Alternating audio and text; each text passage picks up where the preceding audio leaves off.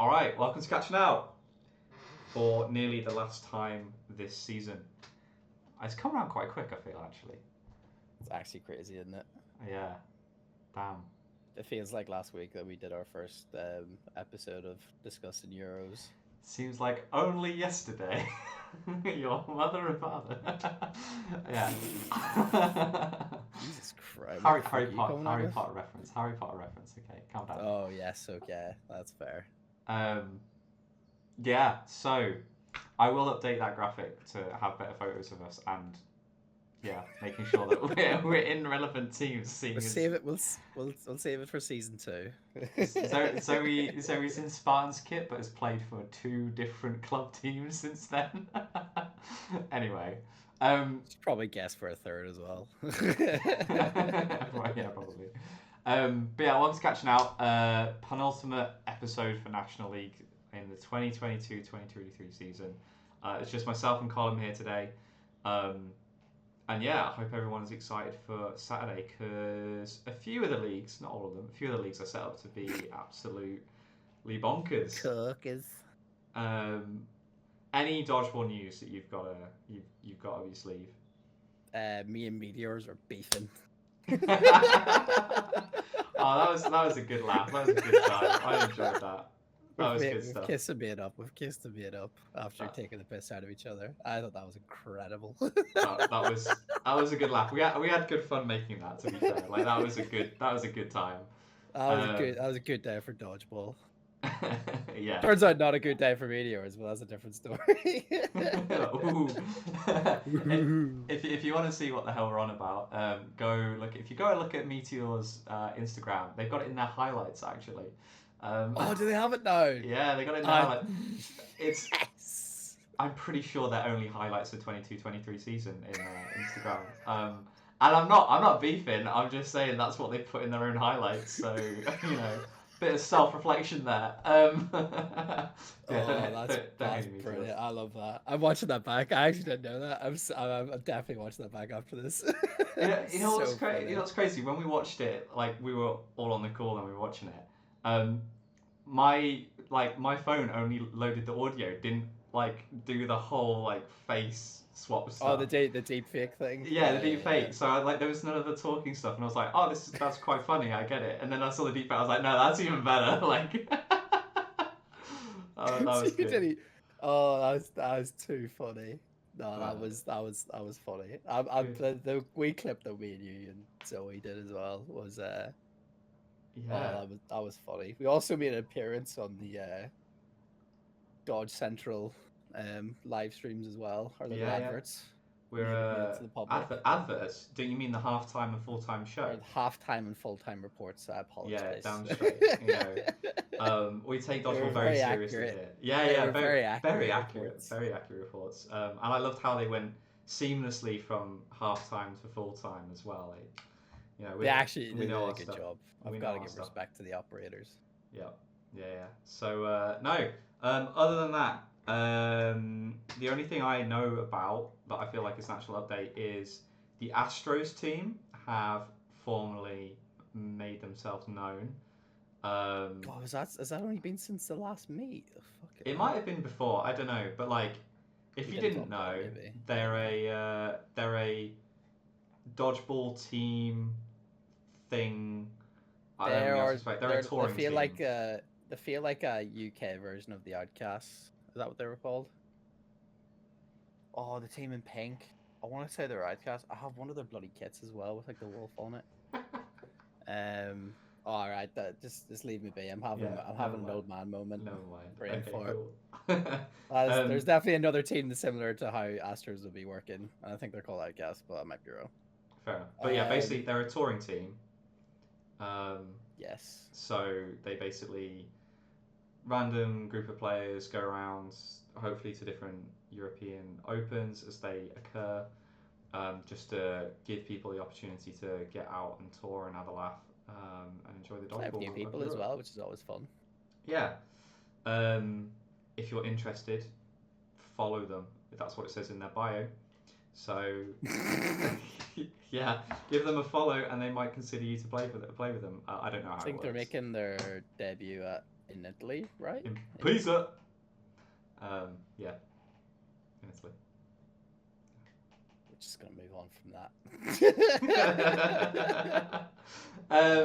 Not giving that the light of day. But other than that, I don't have any dodgeball updates, I believe. I probably should have had a thought about this before we click the record button. Yeah. But yeah, I don't think I have anything else from memory either.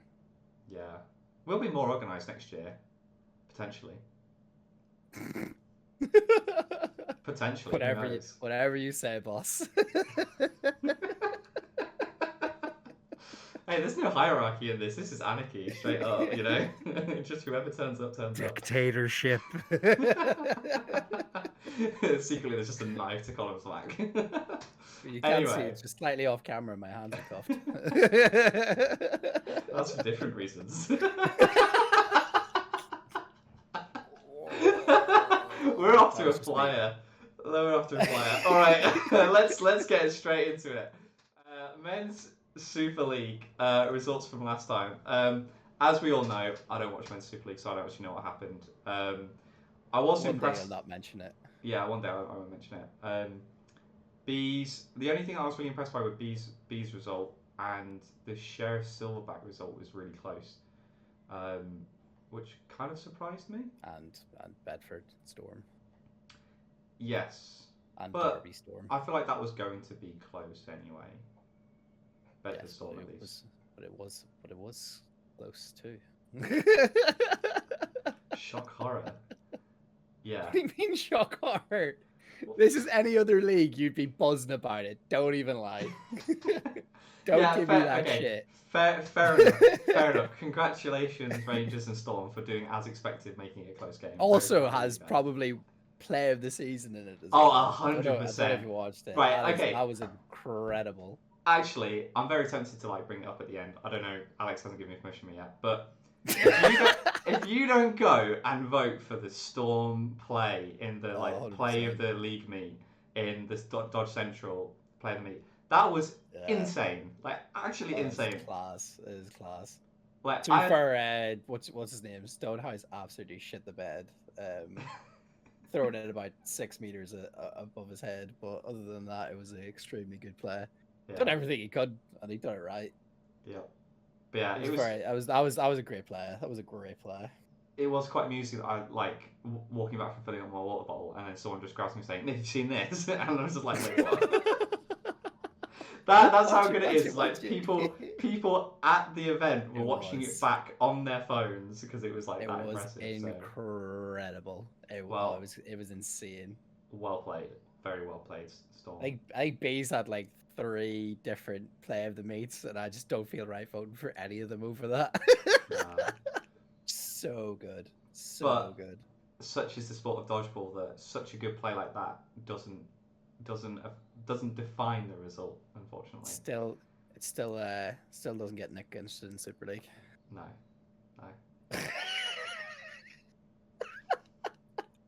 But yes, there was a few good matches, to be fair. The Bees Derby game, it should have been closer. Derby definitely had their chances. I felt like a few of their players just had a bit of an off game against them. I don't know what it was. There was a lot of good opportunities to take catches that they didn't take. They're really disciplined and tight game, just never really came together. You could probably say it was a high point for Bees. They just did everything right for the majority of the game. Can't blame them. For doing something right. Consistently, Jesus. If you didn't do things consistently, Bees, Colm would blaming you. That's not taken away from it. Blame anybody. Listen, I'm coming out for blood. Who do I want to beef next? Who's coming for me? Who am I making a video on next?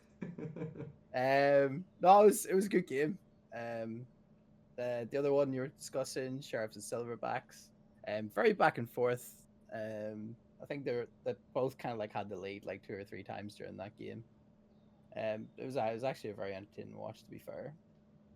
And Storm v Derby, again very back and forth. I felt Storm should have like come out. I thought overall I thought they were the better team, to be perfectly honest, and just kind of threw away the big moments. Realistically, in my mind, that was my kind of takeaway from it. In terms of the Derby side, they definitely clicked a lot more. I felt Ryan Ellis had a much better game against Storm. I think it's Ryan Ellis. I do mix up the Derby names every so often. I can't lie. Great commentator I would be. Um, I can It's just see not. Nick's face just absolutely judging the shit out of me It's right not now. like you haven't been a commentator before this season as well. Like you, You honestly watch it back. I rarely ever say names unless I'm extremely confident on who I'm talking about. it's all good. You just got to be surnames from now on. And surnames from now on. It's all good. It's all good. Well, they now have like a proper team lineup list that they use all the time now, which makes life a lot easier for everybody. If Anyway, the I team's sorted digress. out, yeah. Let's Right, not let's let's stay on not go track. off on Let's a stay on tangent. track. Wait, we've got shit to be, shit to be, shit to do. Oh my Yeah. god, my head's absolutely gone. Um, or I don't even know where I was at. Is there? Why you're talking about sheriffs? Oh no, sorry, Phantom Storm. But Phantom Storm. Yeah, I felt like they've done a really good job keeping Steve and Johnny quiet for the majority of the game, which I have to give a lot of credit for. Um, Steve, especially at the start, Steve took a while to really settle into the game. And Derby started very strong. Storm kind of kept clawing back into it. They just never seemed to quite reach a point where they could recuperate the damage from the start of the game. But it's very entertaining watching. I highly recommend watching back, especially the tight games of Ranger Storm, Coventry Sheriffs, and Derby Storm. Three of them were very good back and forth games with some really, really good moments. yeah, I'll definitely get around to it eventually. Next season wasn't will be started wasn't by the before time you this. get around to it. Uh, I might watch it tomorrow. Might watch it tomorrow. We'll see. What a guy. What a guy. Yeah, Just how he maybe. loves dodgeball. Hey, I'm all about that um, grassroots dodgeball, you know, none of this Super League business. Like, give me league football. the equivalent to Sunday League football. Give me Northeast Regional League. That's where I'll be. That's your shit. That's your shit. Anyway. You won't find me on that episode talking anyway. Alright, let's go on to the table. It doesn't mean much. Other than Storm with 2 losses means that they drop down to 5th, with Rangers overtaking them. Which, I don't know, like on the balance of the season, if Rangers finish 4th and Storm finish 5th, do you think that's deserved? Do you think that's earned? Ooh, that's a very good question. If I was to say overall who I thought the more consistent team would be, I'd probably go for Rangers. Um, I had one meet where they were missing a couple of people, and that's where they kind of dropped points, which took them out of the race for third. I think it was Scotty and maybe somebody else was missing as well. Was that Simon Parsons or Tamas. something like I think that? Tamas was injured, wasn't Was it he? Tamas? Yeah, I think so. Oh yeah, Tamas was missing for the majority of the meet, wasn't they? And then they like brought him on for like the last 2 or 3 sets or something like that.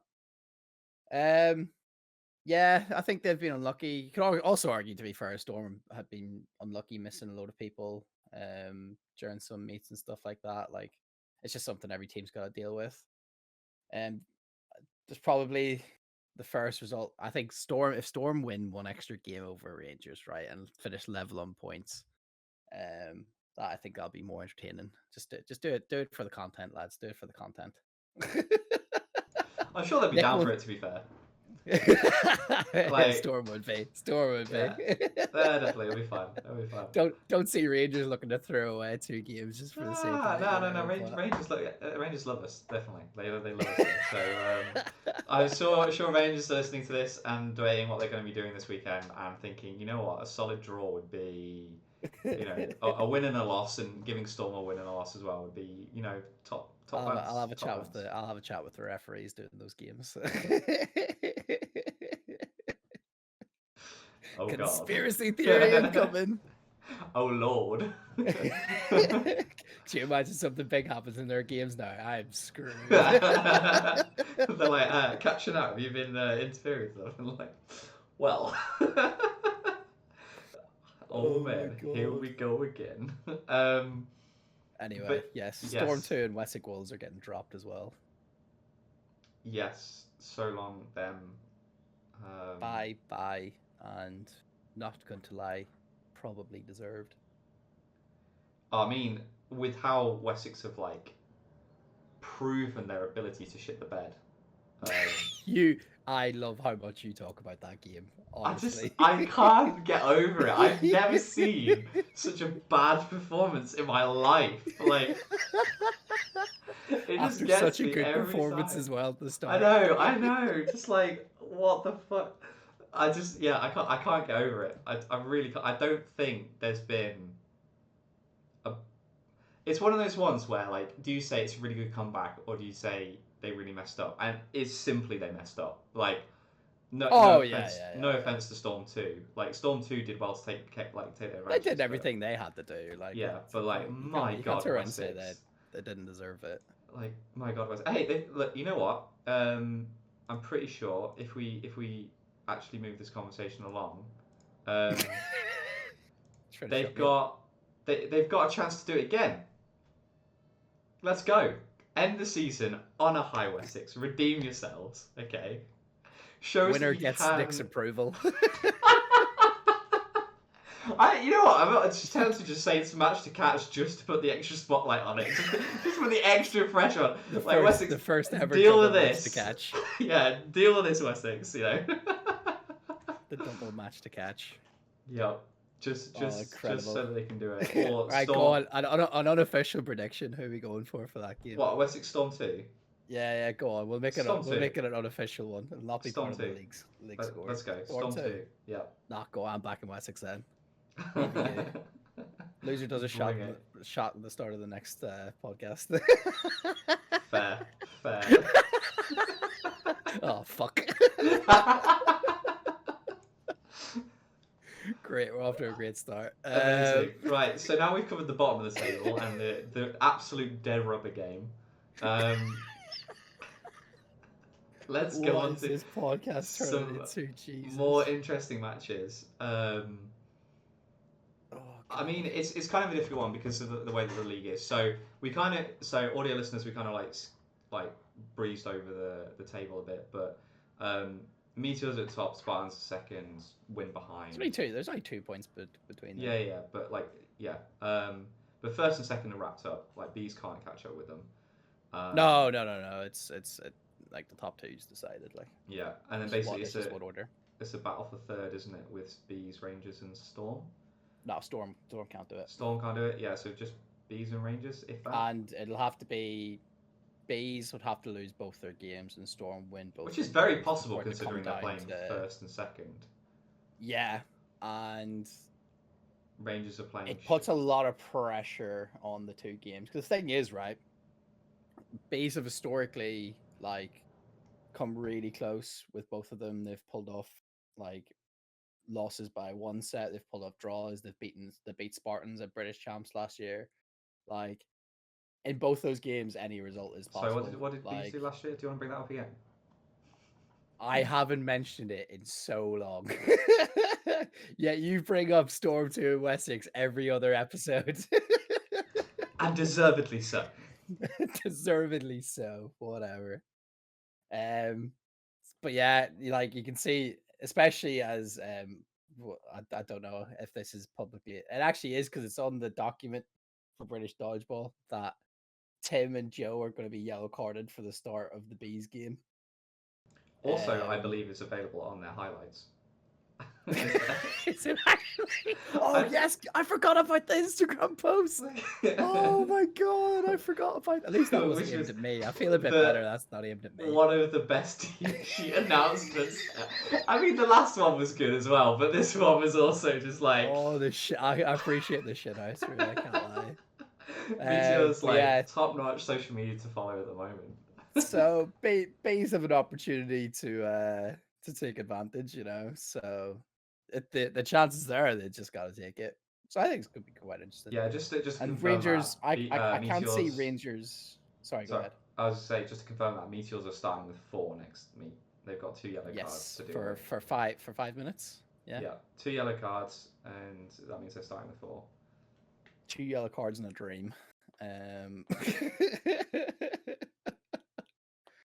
because yeah, Meteors are going to be gunning for the 2 wins. Spartans are going to be gunning for the 2 wins. So, and then Rangers are going to be gunning for it as well, trying to, because they're going to obviously be hoping that bees bees fuck up basically. And even more interesting is that Rangers are playing first and third, and then bees are playing third and fifth. So they won't even know until the end of the game, really. Oh, that's actually really quite it. Yeah, they are.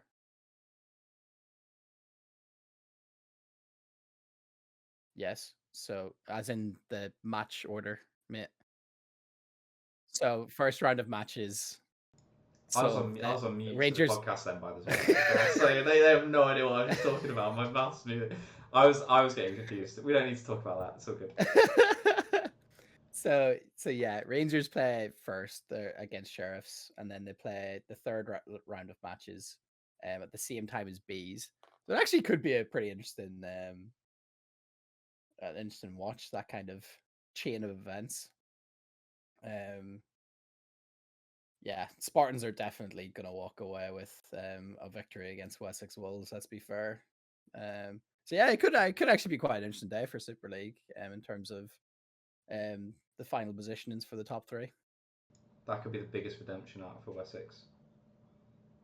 Could you imagine that The they call Spartans the league? absolute Oh my scenes. god! Oh, that'd be. Oh my god! Could you imagine?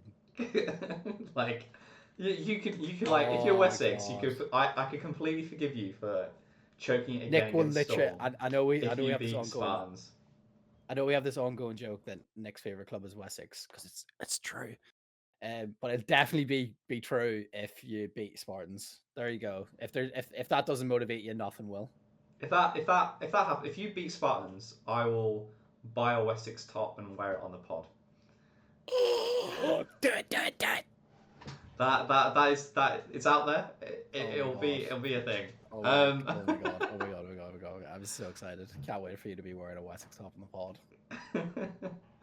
um, but other than that, not much else to cover. I don't think on this one. Phantom Storm 2. That's like 90% of the matches. No. So I mean, we haven't really like the mid to lower table. We haven't really talked about.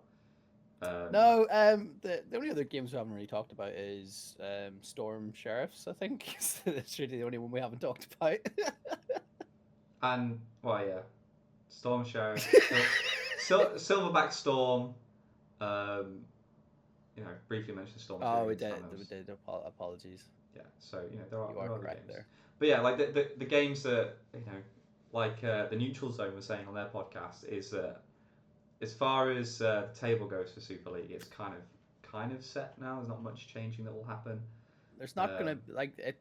First and second and third and fourth are like the big changes that can happen. Everything else is pretty much set. But like something, it's not like the big games to set them or expected big games to set them are like to occur. There is possibility for upsets, obviously. There's a reason we play the games. We don't just say, "Oh, this is a walkover" or whatever. Like, upsets can happen, but likelihood of them maybe less and less likely. So Go on. what is your expected outcome then? Spartans 1, Meteors 2, Rangers 3, Bees 4. Ooh, interesting. Well, bearing in mind, like Bees have got to beat. I think they've got to win one game to secure it, Or right? draw. Or draw, yeah. So they need a win or a draw to essentially secure third place, I think. Yeah, just need 1 point. So, but I think you're literally playing the two hardest teams, and I don't know if bees can do it. Like, no, I know they can do it, but like I don't know if they will do it. But no, happy to be proved wrong here. But that would be crazy if it is a Spartans Meteors Rangers 1-2-3 finish again. Like we would not. Did not see that one coming midway through the season. Fair. Even though I was like, oh yeah, Rangers gonna win this year. Yeah, you did say that. You did predict that. Cold hard takes. Anyway, going on to our match to catch. Because Nick is an idiot, he didn't ask Bevers in time to give his prediction, so it's just going to be us two predicting it. Bevers dodged us. Yeah, well, yeah, he dodged my terrible. People don't need to know. We're so prepared on this podcast. Like everyone knows that. Everyone knows that. So I mean, like, I feel like I should stick with my prediction. I reckon we predict what Bevers would be. Well, I hit Bevers would definitely pick Spartans. Oh, 100%. So 100%. just for the lols, there you go. Here's your. Nick is also picking Spartans. Oh yeah. For our audio listeners, I'm backing Spartans because I literally just said that I don't think bees are going to win or draw. He did just say that. Bees are winning. It's alright. You don't have to worry about it, Nick. Bees are winning. You think bees are winning? Why? Like, what gives you the confidence? Genuinely, what gives you the confidence that they're going to do it? Like, it's not like we haven't done it. Like, you've kind of written it off as, oh, this is an easy win for Spartans. No. I don't think it is. Have not beat. It's not like we have, and we always like. I think there's only been like one game in like the previous few seasons where it hasn't been a close matchup between the two. Yeah, no. I get we've that. We've pulled off draws. We've pulled off wins against them. Yeah, you're trying to tell me I shouldn't be confident. No. You are. You've written off bees. You have written off bees. You can't deny. No. I haven't written them off. I think you've pretty much said it's set in stone that. I think it's unlikely it's going to happen. That is what I'm saying. I think it's unlikely that bees are going to get a point. Yeah, but you kind of make it out like it's false confidence that we're going to come out with a win. Well, no, because like confidence would be more than a 50% chance that they're going to win. Do you think there's more than a 50% chance that they're going to win? I think there's a chance we're going to win. I think it's 50-50. I genuinely think this is a tight game. I think it will be. I just think Spartans will see it out. Although I don't know injuries. I don't know, like, team sheets may play a factor in this, to be fair. But well, yeah, you can say that about any game though. Oh no, yeah, 100%. But just trying to, like, he's giving himself a caveat for whenever he's wrong. Which there's been plenty times to prove that this season. I am pretty sure the only reason I stand a chance of doing well in our predictions this year is because I've turned up every meet to do the podcast. It's just good. At least you're guaranteed to beat Lauren and Alex. Like that's a good win for you. It's just a numbers game. Yeah, big win there. Right, let's go to what we got next. Men's League One, right? League One. League One, that's what I need to sort out. Right, let's go find it. Let's go to League One. Oh my god, my voice just broke. League One. Enjoy that, audio listeners. Those audiophiles listening to this must be like just absolutely hating the production quality of this. Someone's listening to this with very expensive headphones on somewhere, and their poor soul. Oh my god, bless them. We love you. Thanks for fully listening accept to that. our crap podcast. Men's League One results from last time. Oh, Uh, you know what? Let's start with the first game because it was really interesting to watch. Is Nighthawks v MK. Um, very good game. it was bizarre. Um, Yeah. and the main storyline for this game is that, um, as all smart teams do, to save money, they drive in less cars, so more players from one team in one car. This, however, screwed them over a little bit because 5 team members were not there at the beginning of the game.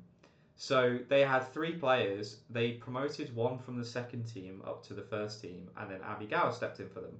So they were playing with 5 against Nighthawks, and I'm pretty sure it finished like 6-4, 8-2 or something at halftime, something like that. Like it was a near perfect start for Nighthawks. And then the team showed up. They put in their substitutes in like just before halftime. So the last set before halftime, the main team actually started playing. They lost that set, Hmm. and then they started playing after halftime. And I think they lost quite a few, and then they lost that one set that they needed to like see it out to make it Yeah. like 14-8 or whatever it was. And then yeah, like MK just couldn't bring it back in time. But like absolutely nuts that bringing your first team on means that you start performing like shit. I don't know what it was. It's not that he performed like shit, but it was just like in terms of the way that the momentum swang, it was massive as soon as they started playing. Yeah, but you could argue like warm up and actually being ready is a big thing. Like I know personally, if I don't have a good warm up, I end up having a really shit game. Like so, I wasn't there, so I don't know how much of that would have made an impact. Um, like I remember we end up was it Muds or Bees? I can't remember who it was. We end up like turning up late for whatever reason for a tournament. Literally had to like run through the door straight onto court and get battered by um I was like I think it was Minotaurs. So this must be a time ago. And like I end up like I was aching shoulder, like sore knees, like hamstrings were tight because like you're not ready. You're not like fully focused on like the game because like you're just not settled. Like I don't know how would you like react if you were like having to like storm straight in and go straight onto Oh no, Mud's not court. not not well at all. Not well at all. Um, Yeah, but like what? So I don't know how long Abby and the guy from the seconds had to know that they were going to be playing, it's also like how fair. they were warming up. So then to be thrown in against MK, and MK, they're in full strength as far as I could tell, Mhm. just couldn't get the ball rolling. So maybe this is less of a Nighthawks thing and more of a MK just didn't turn up in the first half. Maybe that's more of it. Um, I think it's fair comment. but it was fascinating to watch from that perspective in terms of like you see one team on court which is a very thrown together team like in League One taking on not comfortably but like taking on and handling the second place in League One, and then the players that normally play that league coming in and then finding it having a tougher time. Just an interesting one to watch really. So yeah, have to see how that one affects MK going forward because obviously MK need to. They're in third now because of that loss with Spartans Yeah, leapfrogging them. It really comes down to the last league meet for them to try and get that promotion spot um, to Super League. But yeah, and another great game. Both the MK games were great games to watch um, because don't know. I didn't like that second one. I mean, I'll speak to it from a like just a neutral's perspective watching it. It really seemed like bees were their worst enemy at times. Oh yeah, 110%. Like And like MK were just plodding along, getting their set wins, doing everything well. And then when bees won a set, it was almost like they did something spectacular to like win those sets. Like something they did like a really good play, got some really good catches in or something like that. That really tipped the tide of the set. but it just didn't translate to momentum into the game. Whereas MK just kept playing, they were consistent throughout. But then, like, out of the blue, Bees bring it back to like 12-10 with a minute. Like, I think it was a minute set. And, Yeah, yeah, like, yeah. they It have was this a good set. opportunity. And I think Bees have won like 2 sets in a row at this point. And MK don't call a timeout or Yeah, anything. it was 12. Yeah, it was 12-6. Yeah. So, like, I can't remember whether we called timeout or not, but I don't think it was. I think because from what I remember, Bees like ran to like put the balls down to try and get an extra set in, but then they were like, "There's less than a minute, so it doesn't matter." losers. Yeah, imagine putting all that effort in. Yeah, to be fair, I'll call it out. Like the refereeing for that last set was a bit criminal. Can't lie. Especially the missed. What baffled me was the missed line fault on James Brown, on Brew, which kind of had a massive impact. But to play devil's advocate, Josh Gale sent the ball flying into orbit. I'm still not sure if it's landed yet. That also kind of played a big part in the set. Um, but if the referee catches that, then Brew plays that play very differently. Um, and it turns out very different. And I think that probably would have went in our favor afterwards. So it's really unfortunate that uh, a referee decision kind of played a big part in the final set of that game. But in all honesty, the game was there for the taking for Bees. There was a few sets where um, we had control and just kind of threw it away.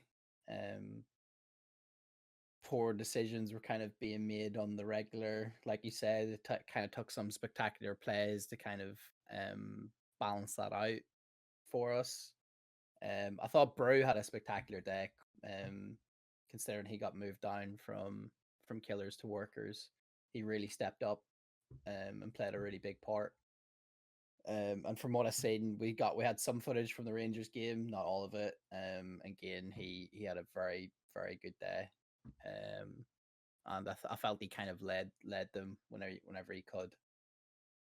Uh, so it was nice to see that they got the big win against Rangers too. It was disappointing to see that they couldn't capitalize on the opportunities against MK. But it's overall, if you had asked me at the start of the season, would I take you know um a mid-table finish after what happened the season beforehand, I probably would have accepted it, to be perfectly honest with you. Um, Didn't you not get well, demoted? yeah. We were relegation battle up until the last day. We had more points after the first two league meets than we did or we had as many points in the league after the first two league meets than we did the entirety of last season. Yeah, you struggled last year, but I Like, think I yeah, think yeah, last year there yeah. was So loads of it's injuries and people coming back and all sorts. Whereas there's loads of things that played a part, and then obviously like some signings came into bees and stuff like that. But it's nice to see progress, and um, you know, since my injury, I haven't been able to kind of play a bigger role as I would have liked to for the end of the season.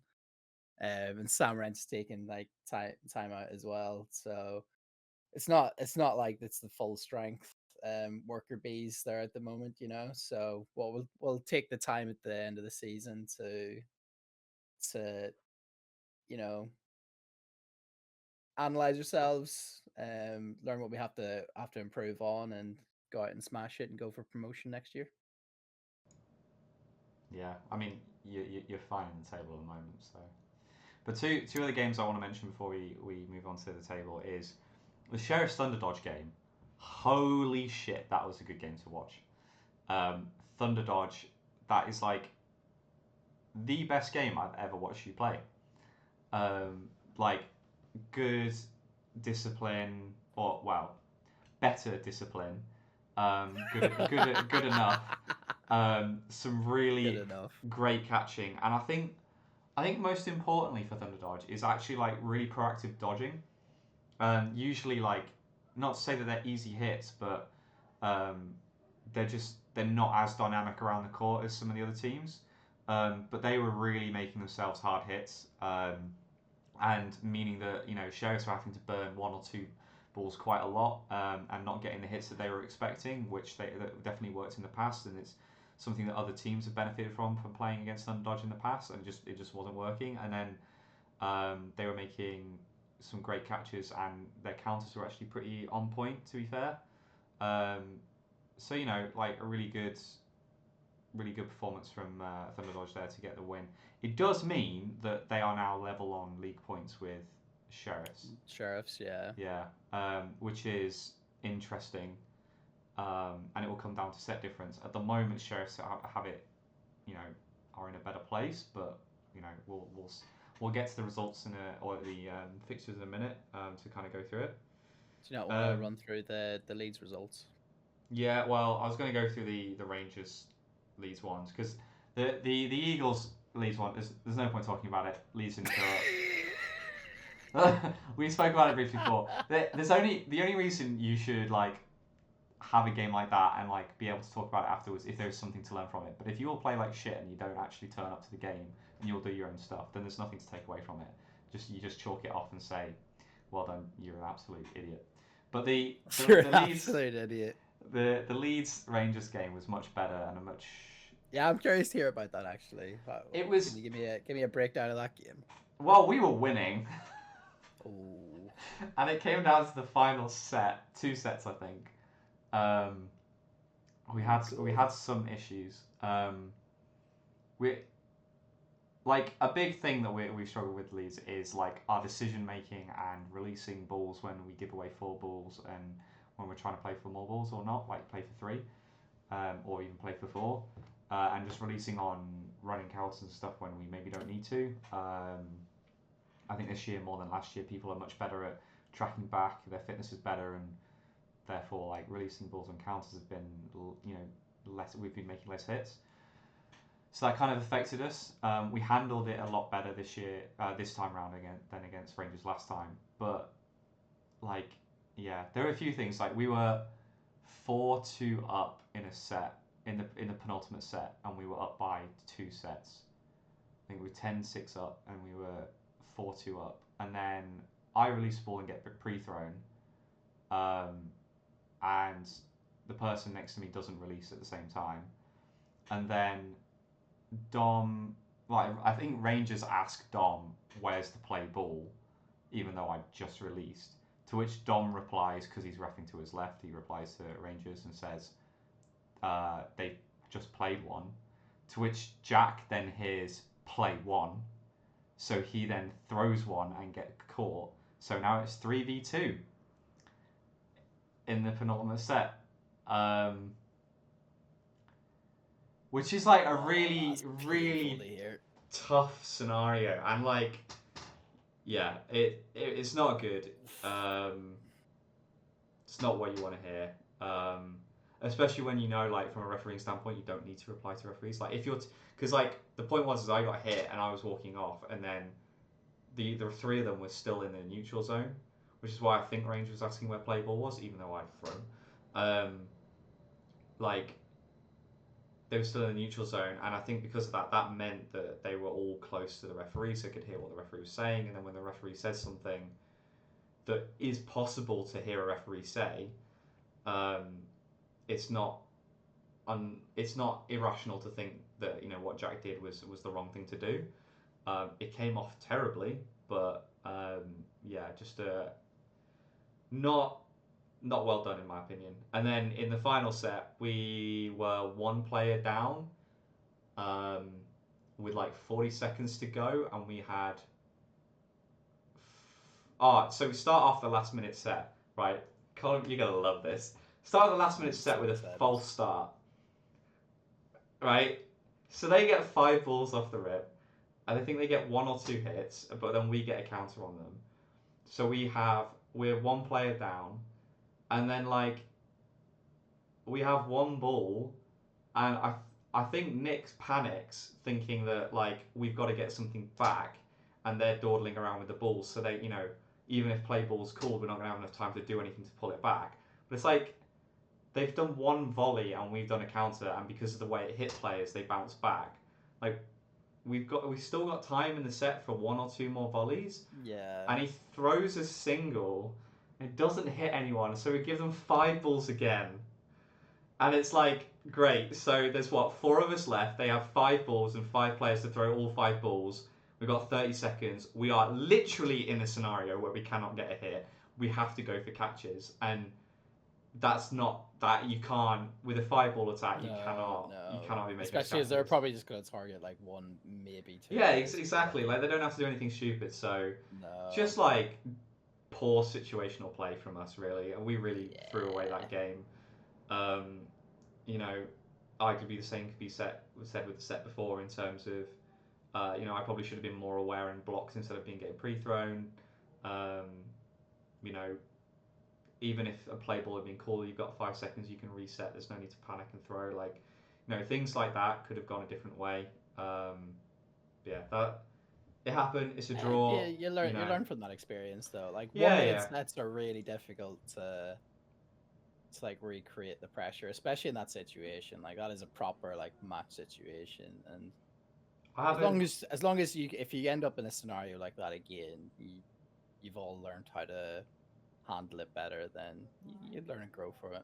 Yeah, I mean, I haven't looked at the stats this year, but last year I know we ended a lot of sets on 1 minute halves on 1 minute sets, and in the entire season we won two. Ooh, that's actually an Um, interesting one. I've never actually thought to go back and look at stuff like that. That's actually I only picked up on it because obviously I was the one editing the videos at the time, and I was looking at them, and I yeah. was like, every single time there was a 1 minute set, we let it go. And there's only 2 times that we've ever won, not lost it. I think actually is one was a draw against Silverbacks in the last match of the season, Mm-hmm. and one was in against Bees in our comeback win against you guys, and that's it.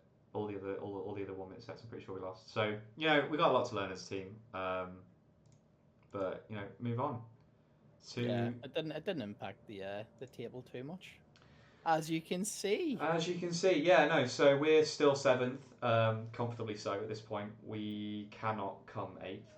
Um, we could climb in theory. Don't think it will happen. We can only finish sixth at best, which is really disappointing. Like last year, we finished fifth, and a we were 3 sets off third. That like it was how last year went, and then this year we're very comfortably seventh. Um, because realistically, Rangers 2 should have another win on their Yeah, table as well.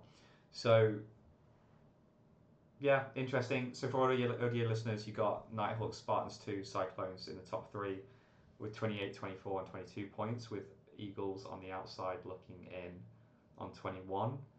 Um, Worker Bees, you're on 18.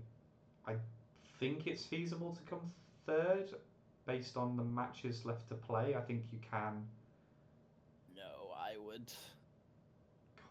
Oh no, Be MK, very. MK, MK are playing Bedford, therefore Oh, you one of can't. them's gonna get at least a point. Well, to be Yeah, fair, at if least a point. No, no, because um, if Bedford Eagles and Cyclones draw, then Eagles end up on then 22 Cyclones, and yeah, Cyclones yeah, go on yeah, and 23. there's yeah, And then yeah. if So Eagles there's win, that, they go on 23. So yeah, you're at the best you can come is fourth. yeah, Um, but yeah, the real interesting bit is the relegation battle between Sheriffs 2 and Thunder Dodge. yeah.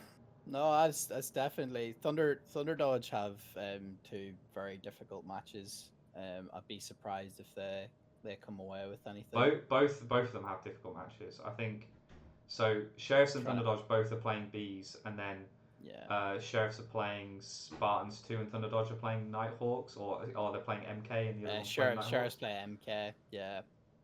Yeah, so they're both playing top three teams and then Bees. So I think I think it comes down to set. It will come down to set difference because they're both on 8 points, of which Sheriffs 2, even though Thunder Dodge were handed a 30-0 win, Sheriffs 2 are 20 points ahead on set difference. I forgot about that. Yeah. Oh, that's mad actually. So God, yeah, it's crazy that that's playing such a big part in the league. yeah. It'll be interesting because I've seen Ben Paddock's been moved up to Sheriff's first team, and if he's there for the final meet as well, like that's a very different Sheriff's 2 team without him. Because I felt like he really led that team by example and played a huge part for them. Yeah, Um, 100%. It was a so very I different could, Sheriff's 2 team that Thunder Dodge played last week to the one that we lost to the week before. yeah, I think that's a very fair statement. Um, so yeah, this could be like if that Thunder Dodge team can play as well as you kind of um described it for their game against Sheriffs too. Like give give any team a bit of a rattle, you know. Um, but that basically the Bees games are gonna have a big part to play in how this finishes up, you know. Um, it's do you see Sheriffs losing by 10 sets more than Thunder Dodge in the day? No. I struggle to see it because I think Thun- Nighthawks will just Thunder come out Dodge, and batter them. to To be perfectly finally. honest, You know, and you know what will be really interesting, right? Is if Thunder Dodge get relegated, which will be a fucking miracle based on their luck. is that like Um, 3 years in a row they've been relegated? I know it's they've been in League One ever since the inception of British dodgeball. I'm pretty sure. Yeah, Um, but they've been in the bottom two of the league for like 3 years in a oh yeah, yeah, row. yeah, yeah. But like it does raise an interesting one that we look into next year, right? If they get relegated and they go into the regional leagues, and they Yeah, get put in the south, I know there was a question at the beginning of this year whether Berkshire Royals can come in Thunder Dodge place because they've essentially merged training. yeah, And they said no, you can't do that because it's a different club and it's a different training location. yeah, Which makes sense. But then if they get demoted and they get put into regional, do they just scrap Thunder Dodge and then come in as Berkshire Royals and then I imagine they might have to start in regional seconds rather than the top. Is that a risk that they would take? Because at the moment, if Berkshire Royals entered, they would be in League Four, and then you got a team that's in Men's League One. That's a massive difference in what your ability is to play and your yeah, options are to play. So, definitely, yeah, but if you get put into regional league, then you get essentially like a 2 league swing. Um, but it's true. And the other thing I want to mention, and I'll do the maths for the last season, but like on the last episode, only one team doesn't have a draw in this league in Thunder Dodge, and only 2 teams have one draw. That's kind of insane. There are 3 teams out of 10 that have one draw or less, which is kind of nuts to think about. At least I oh, think it surely is. the Women's Super League has the most draws. I don't. Yeah, but Surely. I don't think they're as evenly distributed as. Oh God, no, God, no. So We'll like, get into we'll get that onto later. it, but like, Um, it's nuts. Like you got Spartans 2 on 4 draws. You've got us, Bedford, Rangers on 3, and then several on 2 draws. Like it's crazy crazy how how like it's gone. how balance it kind of all is in that front. Yeah, I get what you mean. Yeah, Like it's just Spartans cool. too could be top in the table if they'd played their cards right with their draws. Like it would make a massive impact if. And this is the thing where like it's like 1 minute sets can play such a massive part in dodgeball leagues. Yep. Yeah, That's massively. essentially what a lot of those draws will like come down to is 60-second sets. Yeah. Like it's mental how big of an impact that can have. Yep. It's it's nuts. Even short sets. Um, but yeah, so Yeah, fixtures for the final league meet. Picking a match to catch for this is pretty hard. Um, just because of the scenario that you've got at the top of the table with second place still up for grabs between I think between Bedford's Spartans 2 and MK. Still, all 3 of them are able to get it, but only Spartans 2 and Bedford are playing. So that will be our match to catch. Interesting that MK are refing that one. Wonder how that will go. Um, not to say anything against MK. It just no, no, of course they're not. it It's is just interesting. banter. Yeah, It's yeah. all banter. Don't Um, worry. but yeah, other than that, like a lot of the games are sort of top table versus mid table, or mid table v bottom table, or top v bottom table. So Yeah. nothing too extraordinary to shout out.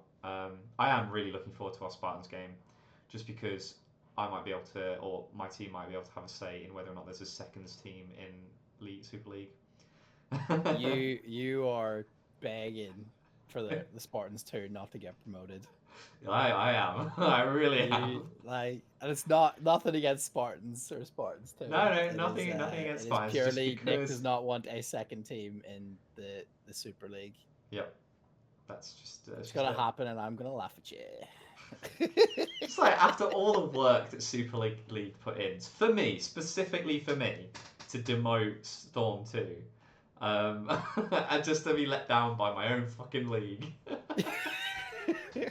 Like, guys, come on. Like, yeah. And if you don't beat Spartans, it'll be your fault. Yeah, like, you had one job, guys. Like, come on. Is that going to be your team talk before the Spartans 2 game? It's like, right, lads, do it for my podcast, please. Please. Do it for the podcast.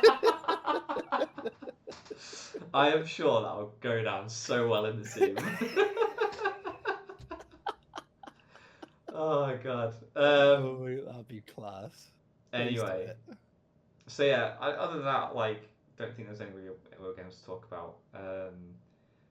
Be some interesting results, I imagine, but definitely that Bedford Spartans game will be the big un. Big un. Speaking of, we need to sort out who our match to catch is for match to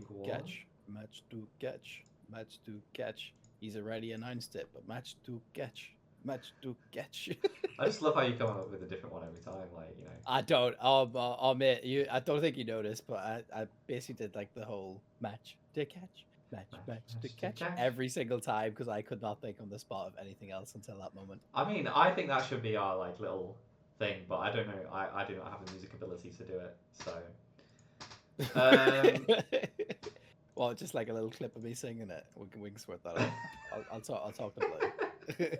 Oh yeah, Blue can sort us out. Ooh, I mean, I have to go with Bedford.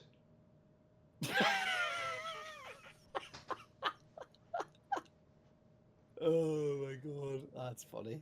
Can you imagine though? If Spartans 2 win this, and then Bedford come third, it's like the conspiracy is real. like the conspiracy of having a seconds team, only one seconds team in Super League at all times, and Bedford to perennially come third in Men's League 1.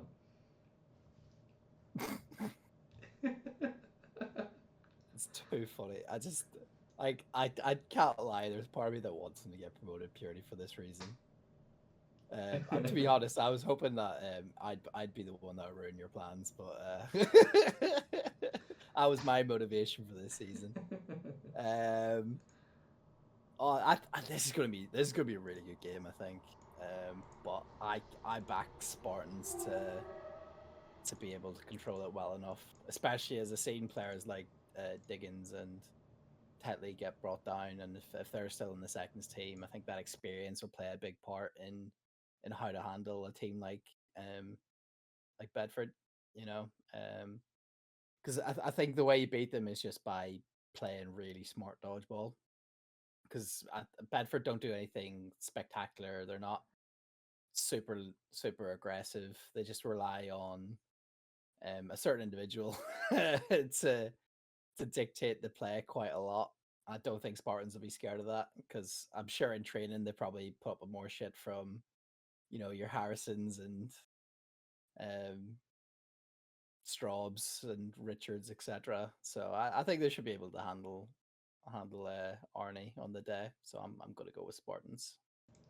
Yeah, fair enough. I mean, Beagles still do that weird thing where they like hand the ball off to their winger midway through. Save me, Dad!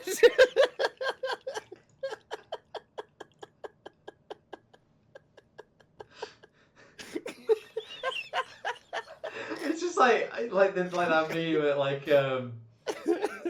from the office, like, no, God, no. when they don't hand the ball to Arnie. No, goddamn no. Hold on, I've just accidentally moved my camera. 1 sec. Oh no. Oh man. That's too funny. Anyway, on to men's League 2. One that will not exist next year. You are not important. It's a joke. It's a joke. Before you come for me. I mean, only some of it's important. In fact, no, it's not, because promotion's been secured at this point. So I thought about to say promotion wasn't going to exist, but okay, right. I'm glad you cleared that up. Yeah, no, it definitely exists, but yeah, top two secured for this, right? Yeah, it's Ronda. Surely the big Silverbacks too. Surely the big talking point's got to be the loss of the win streak. The undefeated the invincible season is no more. Yeah. Ronda lost to Storm 3 for those interested. Which, like, it doesn't surprise me, because I feel like Storm 3 have had that ability all year to, like, do that, put out that performance. Well, Sam Robinson's definitely been in the comments and the DM saying it was possible. Yeah, they probably had another like Storm 3 meeting of review footage, which has led them to victory. 100%. That those like deep talks over Domino's on a whatever day, Friday nights, just going through. I mean, yeah, fair play. Like, yeah, I think that's the thing with Storm 3. Like, we didn't really put much expectation on them at the beginning of the year to like necessarily come straight back up after the season they had, but they definitely shown that they had the ability to this year, which has been a nice surprise. But they just haven't had, again, one of those teams not had the consistency in the year to, you know, put themselves in that conversation point for 1 and 2. Like, you lose to Carmarthen and then beat Ronda. Like, we've discussed how Carmarthen have had a pretty disappointing season. They're starting to sort it out. Like, I think they're now on a 4-win streak, I think. Like, they you know, they're doing all right now, but Storm really should, like, if they're beating Ronda, where's the consistency in that? Like, why are you not beating Carmarthen? But fair play to Carmarthen as well. Like, from what I could see when I was looking over, it actually looked like a Carmarthen team that was having fun playing and going out and just enjoying dodgeball and playing better as a result of it. And really sometimes taking you need it to to do that. Yeah. Sometimes you need to take the pressure off yourselves and just go out and play dodgeball for the sake of it. Yeah, like, you find it in a lot of sports. It's like watching teams whenever there's something like major on the line and they end up kind of, going, 10-0 down or something. And then whenever like they feel like the pressure's off, like they end up making a comeback and getting something out of it. It's a big thing. Mentality is such a big thing in sports that people don't. I always feel like they don't talk about it enough. In terms of like how individuals approach it, how a team approach it. Like, so much can come down to, like a captain or a coach giving a team talk could have such an impact on how the entire team plays. Maybe that's what it was this entire season. I've said it so many times throughout this season on the podcast, is that I've always felt Carmarthen, with the ability they've got in the team, should be doing better in this league, in terms of individual ability, and it just never seems to be coming off. But for them to come off with a win against Storm 3 is quite big for them, overall in the season, especially as later on that day with the same squad, this you can't believe it, on a different squad turning up. Storm 3 get the win against Ronda, who at that point were unbeaten, which you don't often see in many leagues at any level. So that would have been a huge achievement for Ronda, and to lose it at this point was, I'm sure, like, obviously they must be over the moon that they've secured number 1, I believe. Not 100% sure if they've secured number 1, but it's pretty much secured. If not, I think it might just be 4 points. I think Silverbacks can do it if Ronda lose both their games. Yeah, but then even then, set difference I think is massively in Ronda's favour. So yeah, so Like you've got to give credit where credit's due. To um to Ronda, you got to give credit to Carmarthen. Like you said, a 4-win streak was it? That's massive, and hopefully they use that to kind of push on into the last league meet and finish strong. Yeah, no, definitely. I think another match to point out, which is bloody fantastic, is Raptors beating Mustangs.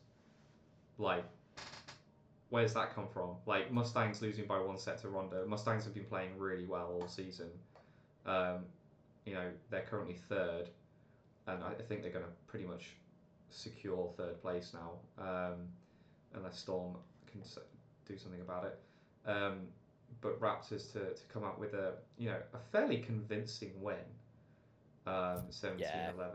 And on top of that, right, like with 17-11, like that's a high scoring match. So sets were going quickly. People were getting out fast. It's impressive that Raptors were consistently being that team that were winning it Mm-hmm. and getting up to that set difference. Really, really impressive stuff. Yeah, definitely. And yeah, your Derby 2 prediction against Wessex came right. Congratulations for remembering Dan Ryan's playing for them. I just love the you can just see if you watch it back, you can just see the moment that I remembered. Oh no, I know how this is gonna turn out. Yeah, and I was like, shit. That moment he knew he fucked He up. fucked up. Anyway, onto the table. So yeah, there's four points between Ronda and Silverbacks, 30-26. Um, so it would need Ronda to lose and then Silverbacks to. Oh, it's doable. Like Ronda would have to be properly beaten in all of their games. Yeah, but you're talking 35 points per side. Like well, across it'd be the 20. games. It'd be 20 each, right? Like there's currently 70 set difference between Ronda and Silverbacks 2 in terms of set difference. Ronda would have to lose by what? They'd have to lose by 2 matches by 20 sets, and Silverback win by 2 sets by 20 sets, 2 games by 20 sets to have a 10 set difference. Win. 20 points, not 20 sets, but yeah. Yeah, 20 points. Sorry. So That's unlikely. That's a lot. Yeah.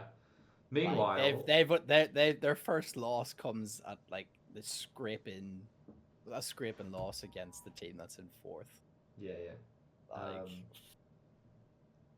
yeah, but I think they play each other this league meet, Ronda and Silverbacks, because they played Mustangs and Storm 3. Silverbacks will have to like batter them. Yeah. Like there's a lot of pressure on that game, and I'd just be unless Ronda's missing people, I'd be surprised if I don't think Silverbacks.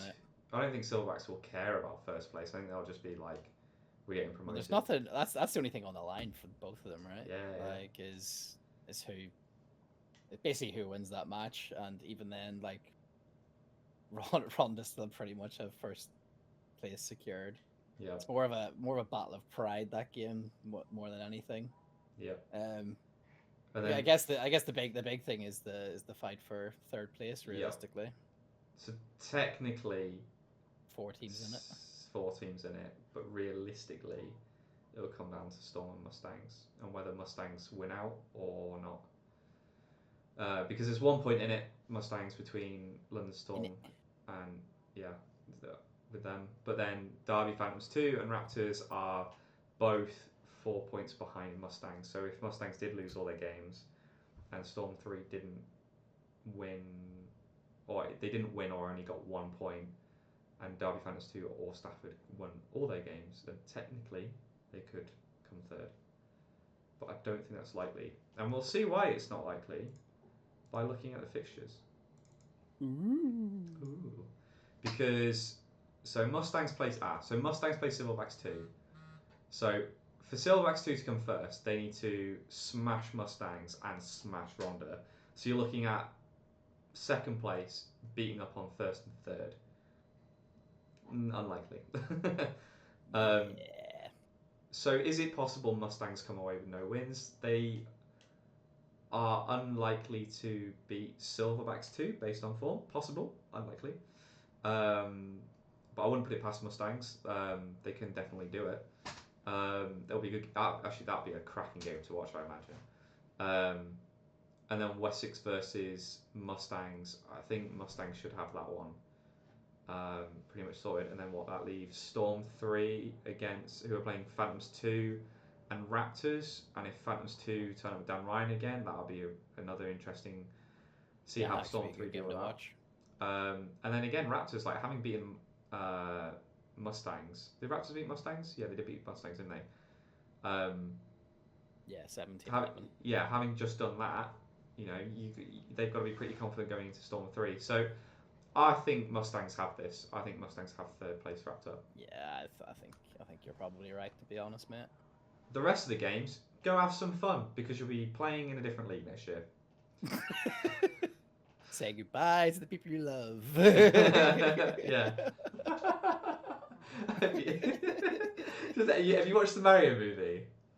No, I haven't. Oh, I haven't man, watched it yet. the little blue spirit that's like, the sweet release of death. Like, just like, the sweet release of not being at St. George's Park. But yeah, I think that's pretty much it. On League 2, we'll go to our match to catch, which for this league meet is Silverbacks versus Mustangs.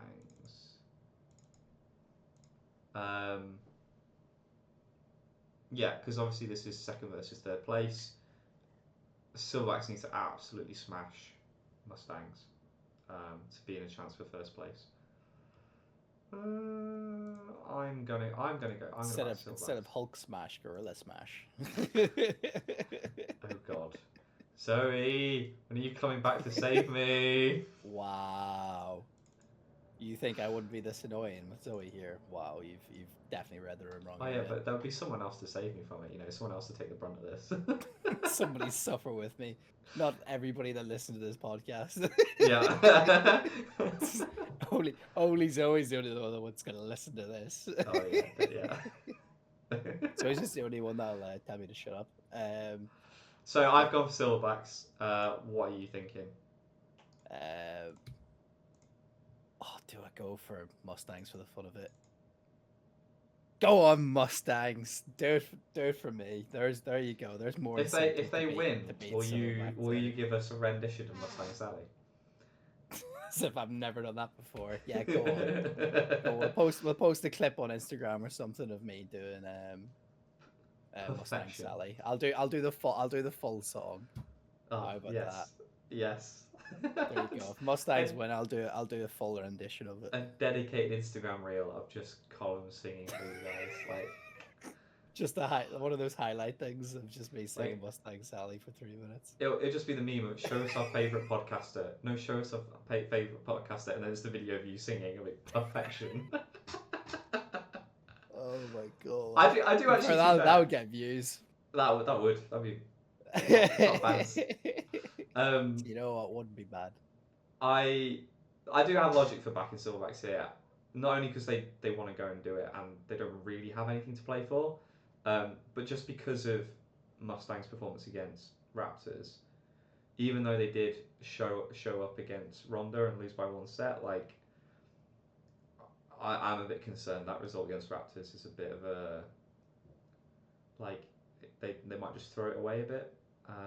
Because if they'd won that game against Raptors, they'd have third place wrapped up by now. They'd have it. So my backing up of it is that if I sing Mustang Sally, they'll win.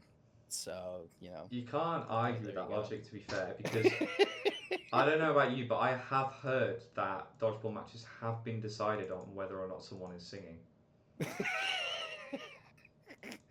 Fuck it! Somebody needed to tell me this before. I'm next league meeting. Definitely no cap.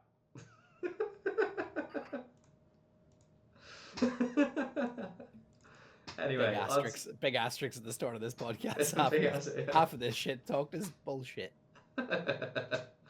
Men's League 3. I actually have something to say about this because I flipping refed it. We had some good games. Noticeably, the two Saints games. The Nighthawks one, it took Saints a bit to get going. And, you know, they dealt with Nighthawks in the end. Unfortunately, one of the Nighthawks players got injured. I hope he's getting better soon. He went over on his knee, so wasn't the nicest thing. I can relate to that. S in chat, lads. But yeah, it's F in chat. Oh god. Yeah, it was an interesting game, definitely to ref. And then Crocs did their thing against Raptors. Not much surprise, but the Hartlepool Saints game. The reason that was interesting is because Saints were losing at halftime. They were losing by a set to Hartlepool, and they ended up bringing it back. And I think, like, having played Hartlepool a few times in regional league now, just like Saints fully underestimated Hartlepool's ability. They have some kids there on the wing that are just rapid and are annoying to try and hit. And then you've also got they can catch balls that they have no right to at that age. Like Saints are absolutely like pelting them, and they're just like, yeah, that's a catch, off you go. Like it was kind of nuts. Pluck. Yeah, it was insane. I think there was also that match had the most number of like dodgeballs, so like two balls being thrown at the same time colliding. That I've ever. I was like, there should only be 5 on court.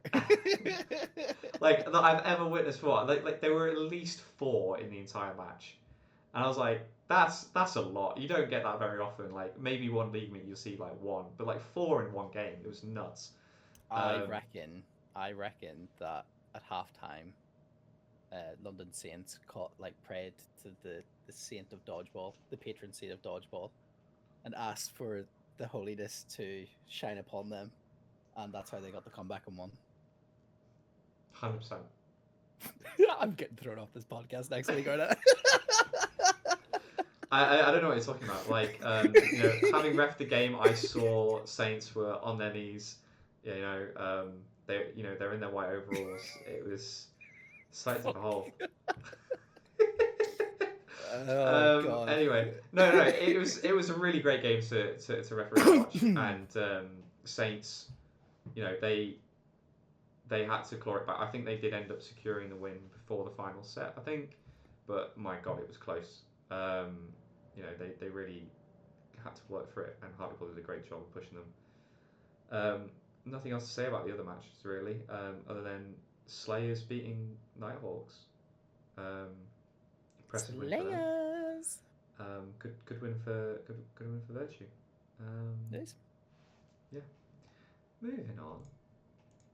Because this one, was that a Bovines joke? Moving on. 100%. For real. So Saints are top place above Bovines, obviously because Saints beat Bovines in the last league meet. So I don't know if they've only just overtaken them or I just hadn't updated the table in a while. I think you haven't updated the table. Yeah, I think I haven't updated. No, I've updated the table now, just like before. I meant like the position check. There's no way because Bovines won both their games last league meet, right? Yeah, this one just gone. Yeah, they won 2. Yeah. So yeah, it would have been the one before. So Saints are a point ahead. Not that it means anything because both of them are going to be in different leagues next year anyway, and they're not going to get promoted. So congrats on that one. Wow, yeah. So yeah, you get to get the medals. The last ever Men's League 3 trophy and medal. You probably get to keep the plate thing as well. Imagine Gareth's not going to be asking for it back. Congratulations to Saints and Bovines and Crocs because you've secured 3rd place at this point as well. So yeah, congratulations. That's Men's League 3 wrapped up. I wish I could be more enthusiastic about it, but just it's all already done, isn't it? Listen, you got all the puns out of me. I think that was the best you could ask for. It's been a struggle. Any matches that really stick out to you, considering none of them really matter? I mean, this like, I mean this in a serious way. Jab it in. Like, Jab it in. I totally get why British Dodgeball released the information when they did, because they need to get the feedback from the clubs and stuff to make sure everyone's aligned about what's going on next year. But it does mean that all the clubs know that there's nothing to play for.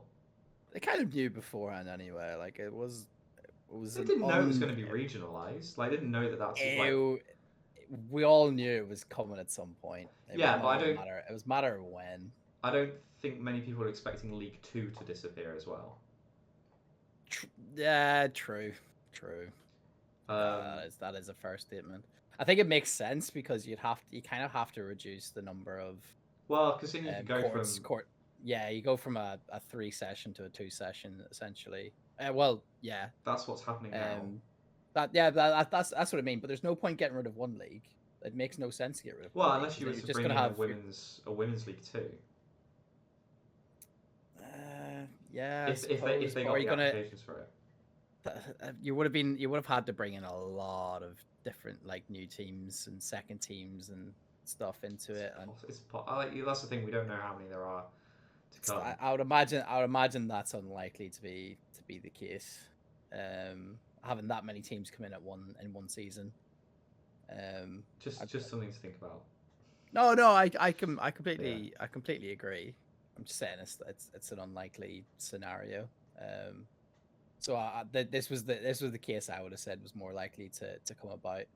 And the other thing that I forgot to mention this, I forgot the whole competition guide being brought out, but that they're actually bringing in the playoff idea that we discussed in the last podcast as well, which I want to say big props to British Dodgeball taking that feedback on board and coming out with it.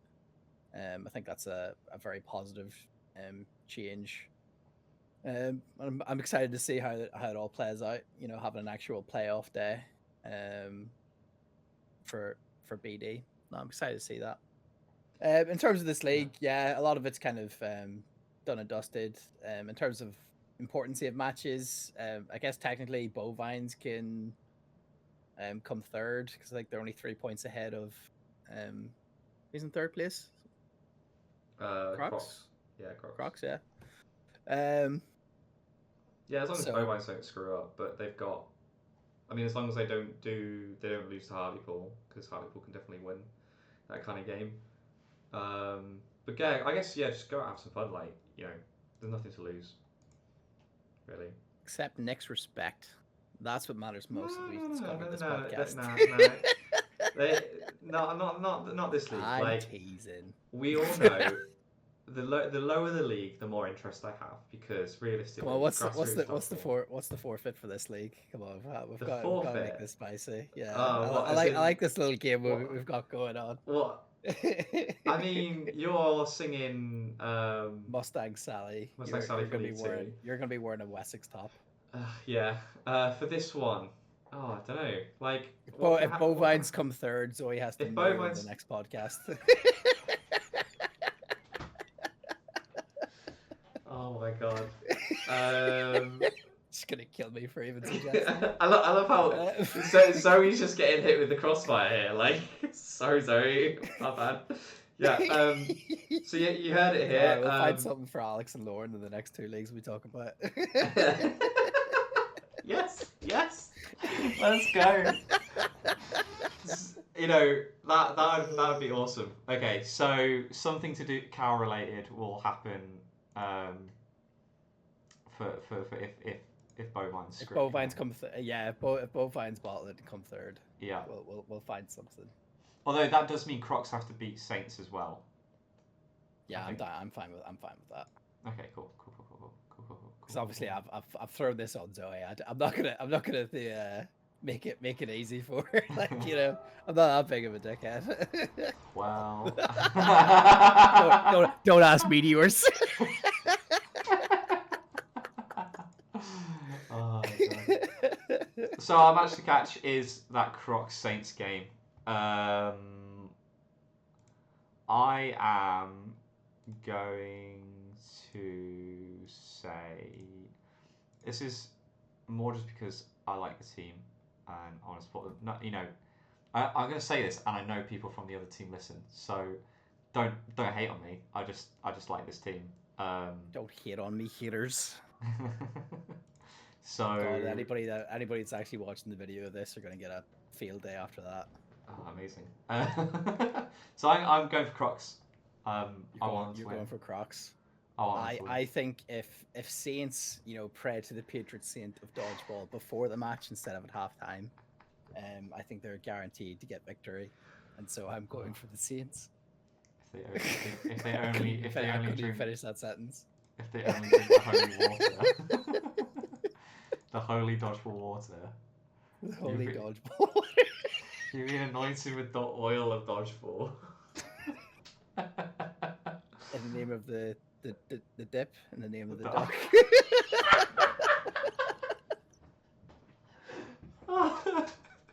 I'm sorry, so Saints. You're catching some strays today for absolutely no reason. Just imagine that's how they crown their MVP in the name of the dip, dodge.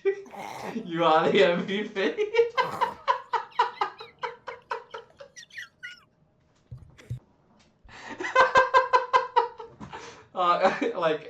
Oh, I genuinely had to mute myself. Are you okay there? Oh my god, no. I'm not. It's 10:30. What the fuck is happening? I know. We're definitely like sane whilst recording these episodes. This is what happens when there's only two of us. We need the structure and sanity back in Zoe, please. Oh, everyone's asking for it. God bless the listeners. Anyway, right, on to the next league. We've got 3 more to go. We've got this. 4 more to go. Shit. I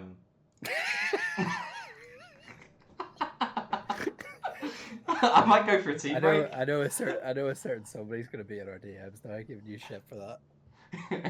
yeah, definitely. Right, men's league 4. It's been a while since we covered this. A lot has happened. I don't really have much to say because I haven't been able to go down and watch any of it, except for last league meet, big draw between Essex thirds apparently and Chippenham. I will fix that. But yeah, 14-all between Essex and Chippenham. But Essex beating Spartans this time round as well, because I know that was a particularly close game before Essex v Spartans. Yeah, especially Spartans thirds seem to have like changed dramatically from meet to meet from what I've seen. Same with Silverbacks 3 actually, from what I understand. Well, they changed quite a bit as well. Yeah. Yeah, in terms of like this is going to be the case with like second and third teams is that you end up kind of changing quite a bit due to availability and the necessities needed. The changes that are necessary for your first team like obviously is a priority for every club, and sometimes that kind of damages your chances a bit, but fair play on beating Spartans 3. It's a big achievement. Yeah, definitely. And I just want to like you have your moments to shine about bees. I'm just gonna like sing my praises for the seconds because Wessex. They're not even in this league. Yeah, but Wessex is your favorite club. Let's be honest. So Leeds like seconds. We've had so many new players come through and play in that team. So it's been really great to see, especially from Leeds Uni coming in and mixing in with them. It's just it's good to see we're getting the players coming through, but also like they're willing to go and compete and have a good time, and they've been getting like steadily better as the season's gone on. The results maybe not have shown it, but in terms of like where they were at the beginning of the season to where they are now, like it shows massively in training, and yeah, it's just great to see. It's the whole point of having a seconds team, and it's good to see people getting stuck in and the progress. So big shout out to Leeds too. But yeah, onto the table. So everything's kind of staying the same from what I looked at from the last league meet for the table. I could be wrong. Someone will call me out on this. Um, but yeah, so again, promotion doesn't really mean anything. There is no demotion either. Everyone's going to be split up. But in terms of the first, second, third place is pretty much solidified unless Brayford get 2 wins. Even then, they can't make up 80 set difference, surely. 78 set difference against Chippenham. 20, pretty much 20-0. Not even 20-0, is it? It's 40-0. Yeah, no, that's not happening. No. that would be the biggest upset in history, surely. Yeah. It'd be 20-0 because then Chippenham would also have to lose 20-0 as well. Yeah. Thank you. Yeah, that makes more sense. Oh man, the amount of shit I got for not being able to do the maths last time when we were talking. Oh my god. I get it, guys. I know you had to listen through it, and I'm really sorry. But we're not all maths geniuses. Yeah. I forgive you. Thanks, Colin. That means a lot. Nobody else will, but I will. See, this is really important. This is what Dodgeball gives you. It gives you a support network of when you cock up on, on podcasts. You got people there to say it's okay, and you got other people to absolutely roast you for it. But yeah, I think, I don't know really what to say about this league. I don't know too much about it, but obviously first, second, and third still up for grabs for different teams depending on how it goes. So for audio listeners, our top 4 are Essex, Spartans 3, Chippenham, and Brayford. And it's Essex are 21, Spartans 3 on 18, Chargers on 17, and Brayford on 13. So realistically, Spartans can come first, and Chippenham can come first. But yeah, they need to win. They need a lot of things to go in their favour, whereas it's very much in Essex's control to see out the league. Also undefeated, apparently. Undefeated. 3 draws. Oh, I never even noticed. Undefeated. Well done. They are the only undefeated team in the league system at the moment, then. Unless I've bollocksed up the table. All very possible. On to fixtures. We'll find out whenever you post these. Yeah, definitely. So what? To retain the lead, Essex are playing us and Mustangs 3. So you should see them win that based on performance. Although, when we played them last time, we lost by a set to Essex. So, you never know. You never know. Again, it's one of those things where it just depends what team rocks up for Leeds, Yeah. You'd know better than I would if there's any ringers going to be thrown into the mix, Yeah, you never know. Sprinkle a little bit of chaos in there. Whereas Chippenham have Brayford and Mustangs 2, and Spartans have Mustangs 3 and us as well. So does that mean? Oh wait, yeah. So Spartans and Essex have the same fixtures. So that could be an interesting one, especially when it comes down to making sure that Essex hold on to that first point position. Anyway, moving on. Sorry we didn't talk about it more, but I wish we had more to say.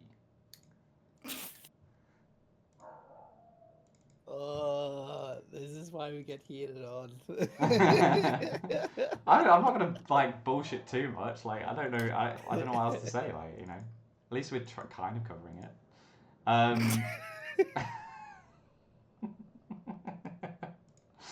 Don't quit the day job. I love this.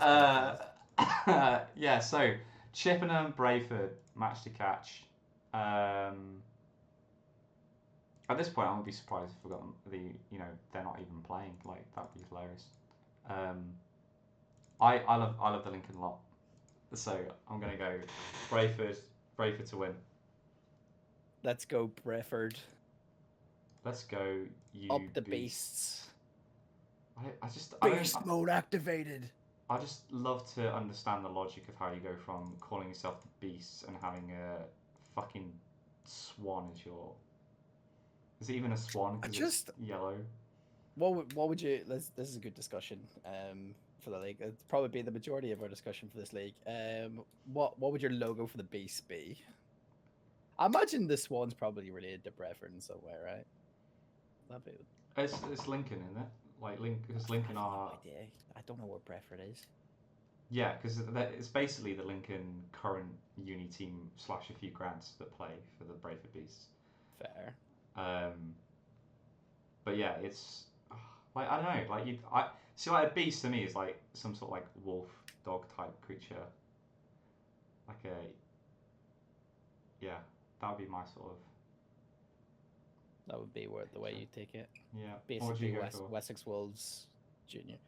I don't know. I'd take something like random thing from like Harry Potter or something and make it like a mythical creature of some sort is probably what I'd go down the route of.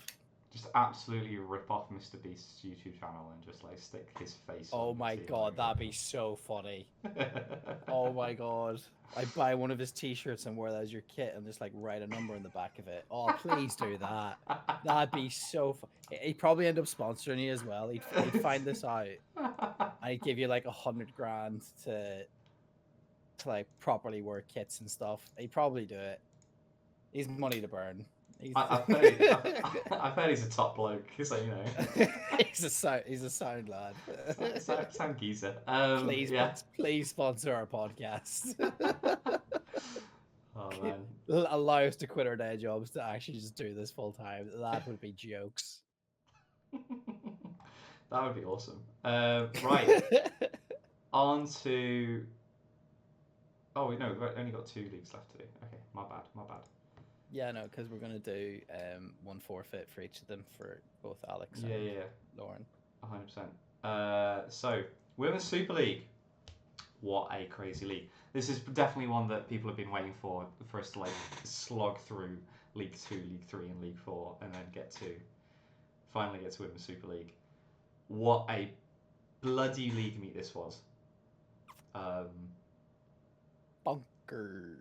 Absolutely insane. Um, Where do you want to start?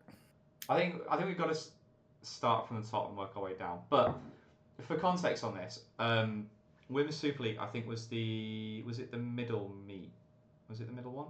Yeah, yeah. It was middle. It was the middle league No session. idea, I can't remember. Yeah, it was the middle league session, and I don't know how to explain this, but some people might agree with me. I was talking to a few people at a league session. Like St George's Park felt really quiet during the day.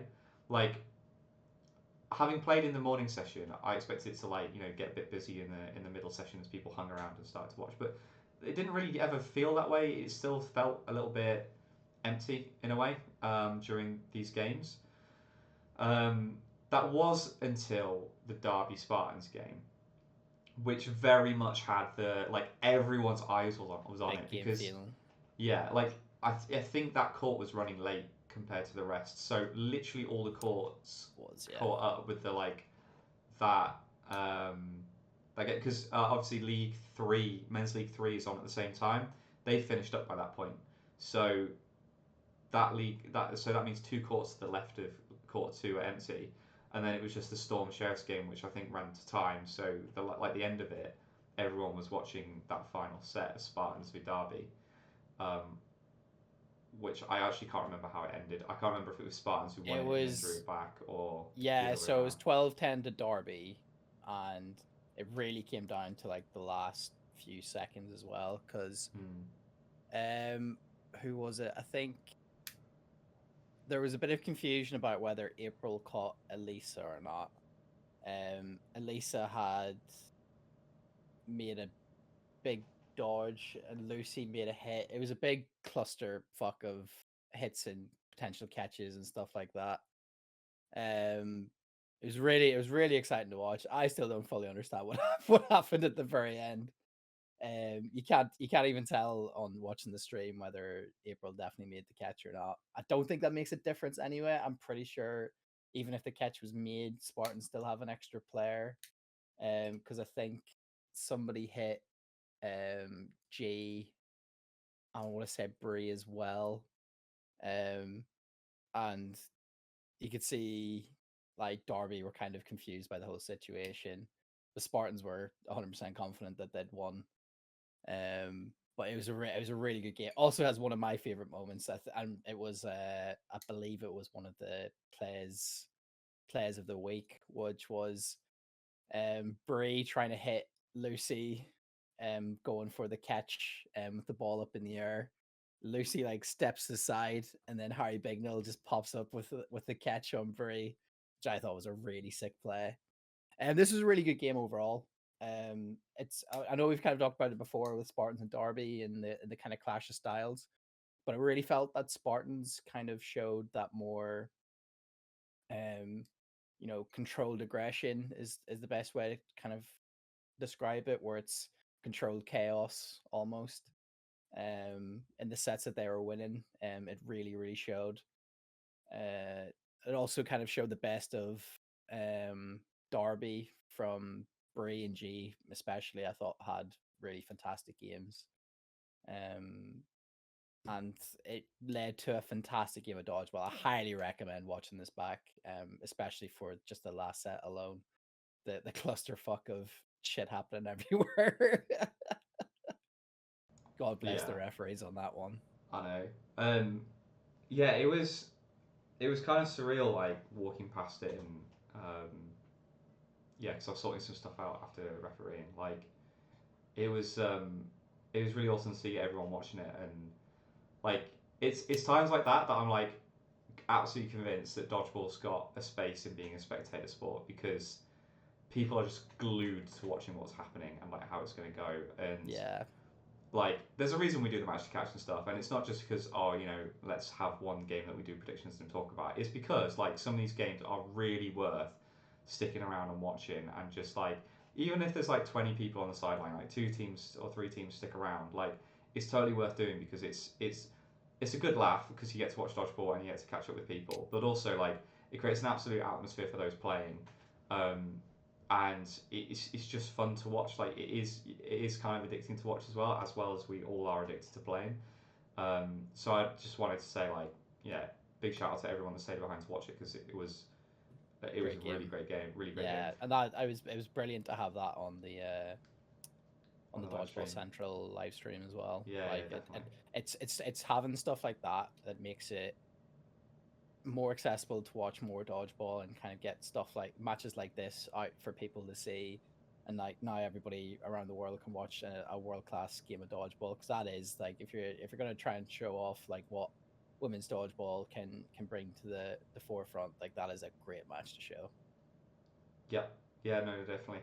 I was sat up near the where the Derby lot had all their gear, so I was around them, and I think a couple of men's twos players were sat there as well, and just talking about like what their expectation was. Like they were really hoping that they were going to do it, but they just like they had that it almost feeling of like, oh, they're just going to clench defeat from the jaws of victory yet again going into that set. Because I think Derby were winning before that, and I I think think Spartans, it pretty much was the same ending for both matches between these two, right? Where Derby were a set up, and and then then Spartans brought Spartans it came back back. for a Yeah, draw. I think I they think both so. ended in a draw. So it's kind of nuts that's happening for Derby, especially as that gives them another freaking draw. Like they are still undefeated. Insane how Like many draws they have. they've got to be near like 50% of, well, a third A of their, third. yeah, a third of their overall played matches is draws. I'm pretty sure at this point. I think they're on Yeah, I think 5. 5 or 6. Yeah. Yeah. Um, but anyway, other games like Raptors getting a win over Rangers, big This result for bottom, Rangers. this bottom of the table malarkey. Uh, you could not have. The thing is, right? This is the worst possible league meet for Queens, and it wasn't even because of their own hands. Like they did come away with 2 losses, but it's 2 losses against, top 3 teams. And You're gonna respectable like it. results. Yeah, 16-6, not bad. absolutely right. You cannot fault Queens for how that day went in terms of what was in their hands, but you couldn't have asked for a worse set of results in every game outside of their control. Yeah. Like Raptors beating Rangers, obviously one of the like they were going to come. One of them was probably going to come out with a win, so you're kind of expecting that good result for Raptors. But then Rangers to then go and beat London Storm, that was a really good game to watch as well. Yeah. Storm, I just always felt kind of couldn't get into their usual rhythm during the game at all. Rangers played a really respectable game, and to bounce back mentally from losing to Raptors to clutch a win at the very end was incredible from them. You have to give a lot of respect Especially after to the turn that around. horrific outing they had the time before, right? Like it was a really rough Yeah, leaving for them the time before. yeah, To be able to bounce that back, like going on 3 losses, which I think they would have hoped to have got a few more wins from. Um, to then come back and say, right, we've lost to Raptors. I think they lost to Storm too, and then go, actually, you know what? Let's take it to Storm, and they actually did, and then they got that win. Is yeah, shows you mentioned it earlier, like the mental fortitude to be able to do that. It's impressive, and it's like they're coming off a loss to Raptors, but then also respectively Storm are coming off a loss to Beagles, and this is not a situation, right? Like to put for our audio listeners and for those that are joining us for the first time, like to put into context how nuts this league is, right? Last year there were 5 teams that could finish in the top 5. yeah, Like can finish first. Any of the top 5 could finish anywhere. This year, you've got any of the bottom 5 could pretty much finish anywhere in the bottom 5. yeah. Well, apart There's from only there's only 2 4. points to separate the Holy shit, you got 6th and 10th. loud. Sorry, audio listeners. Just gonna turn it down. Yeah. Yeah. So like, I think 6th and 10th, 6th to 10th. Like, there's not much in it. So you've got currently at the top of the pile. I think is Rangers. I think. Storm 2 and Rangers are all on 10 points. Right. Okay. So yeah. And That's it. Storm are ahead by set difference. So it goes Storm, Bedford, Storm 2 in terms of set difference. Okay. So yeah. So like all these games, like with Rangers picking up a win, Raptors picking up a win, Storm 2 beating Sheriffs, picking up a win. Like, in fact, Storm 2 picking up Mental. 2 wins because they beat Yeah. Valkyries as well. Like, absolutely nuts. Valkyries, who we were talking about being a top 3 team Yeah, at the start of the season. Like they've really struggled these last 2 meets. It's incredible. Like if you're talking about a league of upsets, like I've never seen so many upsets happen in one day in a league before. Like it's mental. And for a second team to now be on the same amount of points as their first team going into the final league, I don't think I've seen that before, really. Especially in a super league. Like it's nuts. Yeah, it makes the last day really, really tight. And could you see Storm finish below Storm 2? It's definitely possible. It is definitely possible. I'm really curious as to what happens if Storm 2 stay up and Storm 1 get relegated. I would imagine it'll be like a ranking thing, and that Storm stay up and Storm 2 drop to the League One. Because I think, yeah, I'll have to go back and read the regs on it because I don't. Yeah,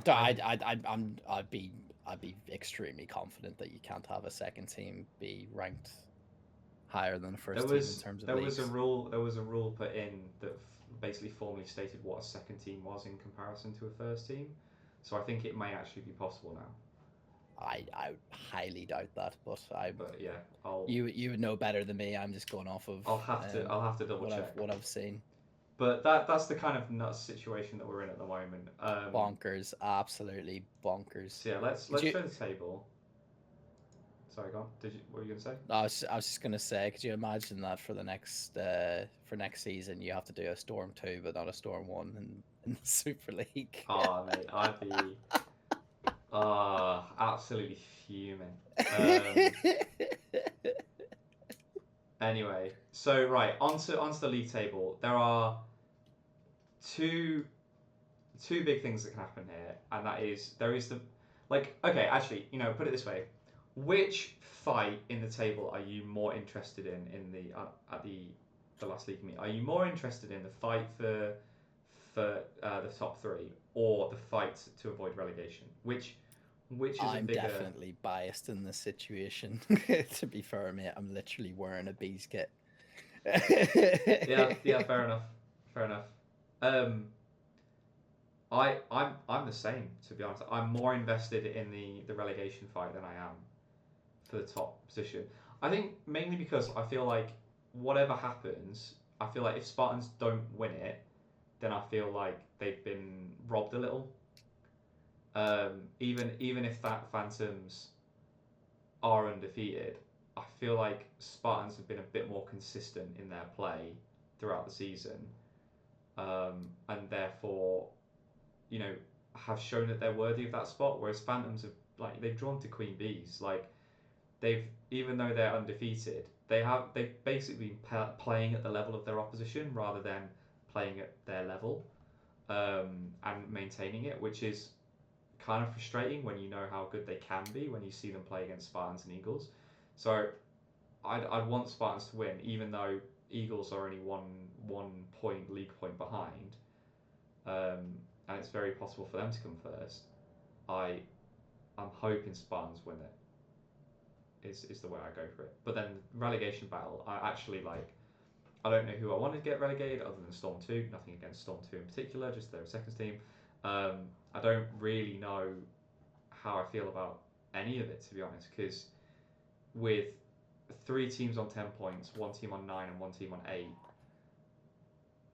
it can go any way. Like, it's nuts. I'd love. I know this is obviously very biased, me coming out. I'd love Queens to survive purely because of the draw against. I'd love to see the draw against Derby be basically what clinches them. Um, safety. Is how I'd love it to play out from like a content point of view. Like, I'd love to be that was the moment that, especially for somebody like Blue, who's playing her first season competitively, and like her huge moments towards the end of the game be the reason why Queen survive would be, I'd be so cool.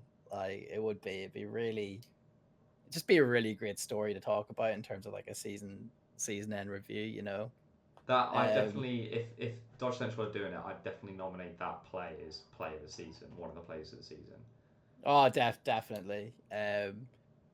I'd hate for like Raptors have done such a good job bouncing back after a tough start to the season, and have really kind of come out in their own. Like, I said it like for a lot of the early league meets, is like there's a lot of talent on that team, and I think they were getting hard done by with some of the early results. They picked up a big win against Queens early on, which is now, it's essentially what's kept them in the fight for safety. So I think they'd also be hard done by. Um, Storm 2 again have had some incredible bounce backs this season. They've had quite a lot of changes in personnel as well at times. Lost a key player in Tamara after her injury. And that's something Queens have had to handle as well, as a lot of change in personnel throughout the season. Like, I kind of would love to see them fight through and actually survive through merit. Um, so if I had like my dream scenario, and this is nothing against them, Storm and Rangers finishing bottom two, just purely the the storyteller is probably asking for that more than anything else, and the biasness of being a B. Um, but it's a really interesting scenario, and the fixtures are pretty much um. But like what? Because I'm not actually 100% sure what the fixtures are. Will play a big part in determining who I think will end up surviving realistically. Thank you, sir. Yeah, I mean, before getting injured tomorrow, I did play for the first as well, for that league. Well, that one of those league meets, I think. She did. Um, In the league. I thought it was just in the yeah, open. no, she did in the league. Fair. But yeah, right. So let's go through the 5 teams in the relegation battle, and let's see who their fixtures are against and what that means for them. Because we've got right. Let's start at the top, which is Storm One. Storm One have Raptors and Sheriffs. two winnable games for Storm One. Yeah. Sheriffs are an interesting one because they're safe. Like they've nothing to play for. They can't move up or down in the league. Um, so it'd be interesting to see what kind of mentality, because it's just going to be let's go out and enjoy ourselves. So if there's a time that if there's a team that you kind of want to play this league, mate, to be honest, probably them. Them or East Um, Anglia. yeah, exactly. Like two teams who just there's there's nothing to fight for other than they might like maybe a bit of pride. Um, And both teams are so suffering from injuries at the moment, I believe, or at least lack of availability for some of their yeah, players. yeah, I've heard murmurs about it. So if there's a time to play them, it's now. So it's eh, there's people that can benefit from it. Yep, so Storm, that's who Storm have got. Obviously, Raptors then have Storm. They also have Bedford Mighty Eagles. That's going to be a really rough game for them. Yeah, Um, I can't lie. I imagine Bedford will go all out, and I think that'll be a strong victory for Beagles, to be honest. if if Storm beat Raptors, it's an if, because we know Raptors can do it. If Storm beat Raptors, that almost certainly sets Raptors for relegation. Yeah, oh yeah, absolutely, Um, absolutely. so then who else we got? We've got Rangers who are playing Sheriffs and Phantoms. Obviously, Phantom's still going for that first place and for the medal. And Sheriffs again in the same position as Storm. Rangers against Sheriffs is in the same position against Storm against Sheriffs. Is see who turns up, see how they play. But definitely a win for the taking for Rangers. We know they can do that. So potentially a win there for Rangers. Who else have we got? Then we've got Storm 2 and Queen Bees. So Storm 2. Here we go. Yeah, so Storm 2 have Spartans. Queen Bees have East Anglia Valkyries, and then they play each other. So Storm 2 against Queen Bees. So Queen Bees, here's my neutral take, is Queen Bees could and arguably come away with 2 wins. It's definitely possible. Like Valkyries, I've never been able to predict correctly. Um, they're a very sporadic team. Mm. And like I said, if there's a time to play them, it's probably now. Like they're not going to be as motivated as previously. They're not fighting for top three. They're nowhere near the relegation battle. Pretty sure their exact position is secured.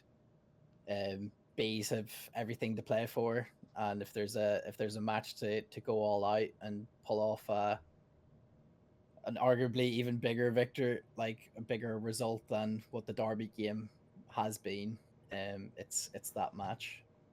Yeah, I think going into this, I'd say like a key thing for all the teams is that winning is key, but set difference is also going to be massive Yeah, 100%. because If you're losing, you've got to make sure it's as by little as possible. yeah, and if you're winning, Every set matters. yeah, and if you can win, you need to get the win. But if you're losing, you need to set the set difference because given that you got 3 teams on 10, 1 and 9 and 1 and 8, like Queen Bees are the only team that realistically can afford a draw potentially. Like if Queen Bees walk away with a draw against Valkyries and potentially a win against Storm, they're in a good position. Um, but yeah, you're going to need the set difference, and the set difference between the teams are pretty close at the moment as well. So I think that Well, I Storm think against Queen Bees game is going to be big. I think that's if there wasn't a fight at the top of the table, that would be Match to catch. the match to catch for this league. Because I think if Queen, I think the winner of that game is guaranteed safety pretty much. I'd be surprised if you win that game and also get relegated. Yeah, A draw. Um, for me, I'm pretty sure that would guarantee Queens getting relegated near enough. yeah, yeah. Puts them on the 10-point mark. which would obviously mean Storm 2 would stay up, and then you're having to rely on other results, which if last meet's going to go by, you don't want to be relying on. No, definitely not. So yeah, that's going to be a huge game. Yeah, it's going to be a big day for all. Just hypothetically, I know you're biased, but beat Storm 2. Who are you taking? I think Queens win it. Fair. It's a difficult one for me. I think it depends who's in the Storm 2 team. I think, yeah, it really depends. I'm leaning more towards Storm 2 just because of their performances. Huge performance last meet. Yeah, Huge with performance two last meet. very big wins. Momentum's definitely in their favor. Like there's no doubt about that. You know what? I think it comes down to how Bees perform against East Anglia, because if Bees get the nervousness out of their system against Valkyries, right, and they play well and get like a draw out of it, it takes a lot of pressure off that Storm 2 game for them. And I think they can just go out and play a game and try and, you know, like just remember you're playing for sets and you're not playing for, you're not having to force like a big set difference win or something like that. You're just playing each set as it comes, which I think is a much better headspace to be in than walking onto a game being, I need to win this. You are right. Like a win against even a draw against Valkyries, yeah, puts them in the driving seat purely because I'd be shocked if Spartans don't rack up a huge result against Storm 2, because obviously they've got set difference to worry about as well. Yep. So they're going to go out and do what Spartans do really well and just try and bombard them and play a really aggressive dodgeball. It'll be interesting to see how Storm 2 handle that, because obviously they're going to try and grind out as much of it as possible. I'd actually be very curious to know what how a coach would kind of set your team up for that, because that's a huge game for a very different reason. Like you said. So yeah, there's so much to play for. There's not a game this weekend in the Women's Super League that doesn't have a massive impact on the table, which you'd very rarely see coming into a final meet. It's definitely very exciting. Right, let's go into our match to catch then, which, seeing as we've just talked about the bottom of the table battle, we're now going to pivot to Bop to the top. Oh, you've got that's. I can't believe that out. I hate you so much. Guess he's gonna be watching High School Musical after this. Nick is. I've had Taylor Swift on all day. Now I'm gonna have the High School Musical. Do you know what's really funny is that during one of the previous leagues we were talking about, whenever we're talking about the league separating and this is going to be the last time we're playing teams, I was like, we are never, ever, ever getting back together. No. Because they're never going to play each other again. We are never playing together. Right, that's the forfeit. That's the forfeit for what happens here, right? If Queen Bees get relegated, Colm's gonna do a serenade of "We Are Never Getting Back Together" by Taylor Swift. Oh God. Oh no, not you. Sorry, no. Who gets it? Is it gonna be? Is it gonna be Lauren or is it gonna be Alex? Or well, actually, no. If Spartans don't come first, I've got an idea. If Spartans don't come first, then Alex has to sing it, because then Lauren has to do the forfeit for if Wessex don't come top 2. Oh, I like this. Yeah. I like where you're going with this. Okay. So Alex, yeah, that's fair. Never Getting Back Together by Taylor Swift. If Spartans don't, is Spartans not winning fair, or would it be Spartans don't finish top 2? Yeah, I think that's more fair, because the rest of them have been quite, unlikely to happen. So yeah, I think that's fair. If Spartans come third, then Alex has to sing it. Go on, Alex. Be a champ. That's Be the a good legend. Right. sport. We'll not make you do the full song. We'll make you just do a clip. But I'll do the full Mustang Sally song. I think that's fair. Definitely. Right. So Don't know why I came up with this idea, but I'm loving it. I am absolutely loving it. I'm here for it. because yours is fucking not likely to happen. Jesus Christ. I can't even remember what mine was. Like, Yours is like Wessex. You're gonna have to wear a Wessex top for some reason. I can't Wessex, remember off the top of my head. Wessex if they beat Spartans or something, wasn't it? Oh, that was yeah, exactly. You know what the fuck are the odds of that? Ours is actually likely to come through. Yeah, to be fair. Well, more likely, I should say. I mean, okay, we can change it to include if Wessex. I might finagle it. We'll do something with set difference based on the total of Storm 2 and Yeah, the Storm 2 cool. game. We'll make it spicy. We'll post it on Instagram whenever we come up with a fair way to do it. Sure. Zoe's going to Sure. Zoe's going to listen to this like tomorrow morning and just be like, "What the fuck are these guys got fucking into?" idiots. I'm never letting them do the podcast on their own again. This is why we talk utter shit, just so we can get back on. So right, our match to catch is Beagles versus Phantoms. Bedford Mighty Eagles v Phantoms. You got third versus second. The undefeated Derby Phantoms with 5 draws and 11 wins against Bedford Mighty Eagles, who are only a league point behind. I'm going with Beagles. I was, I thought you were going to go Derby, and then I was going to go with Beagles. But now that you've gone Beagles, I really want to go Derby. Because do you know what? Like, this is where, and I talked about this previously, like, big game mentality is such a thing. Like, if I was to make, like, an accurate prediction, I could see this being 12-12. Oh, 100%. I can see like, it's 12-12. It screams 12-12 draw. Yep.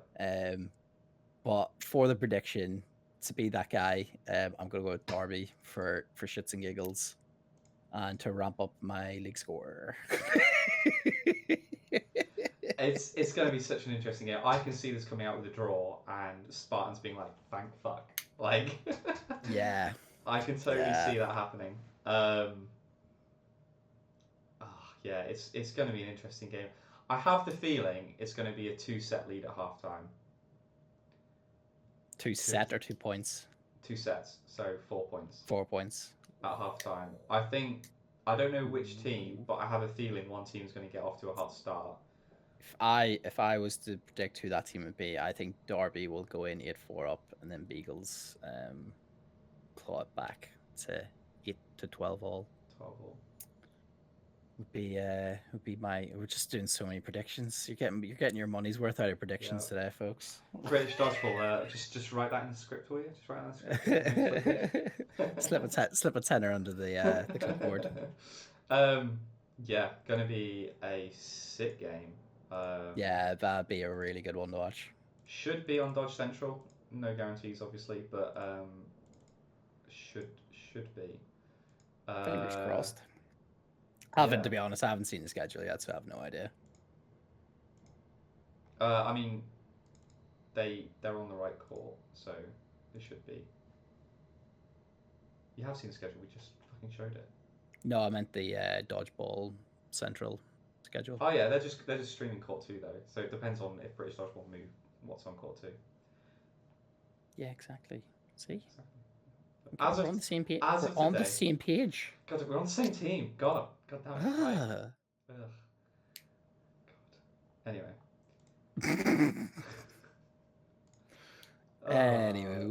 Anyhow, final league.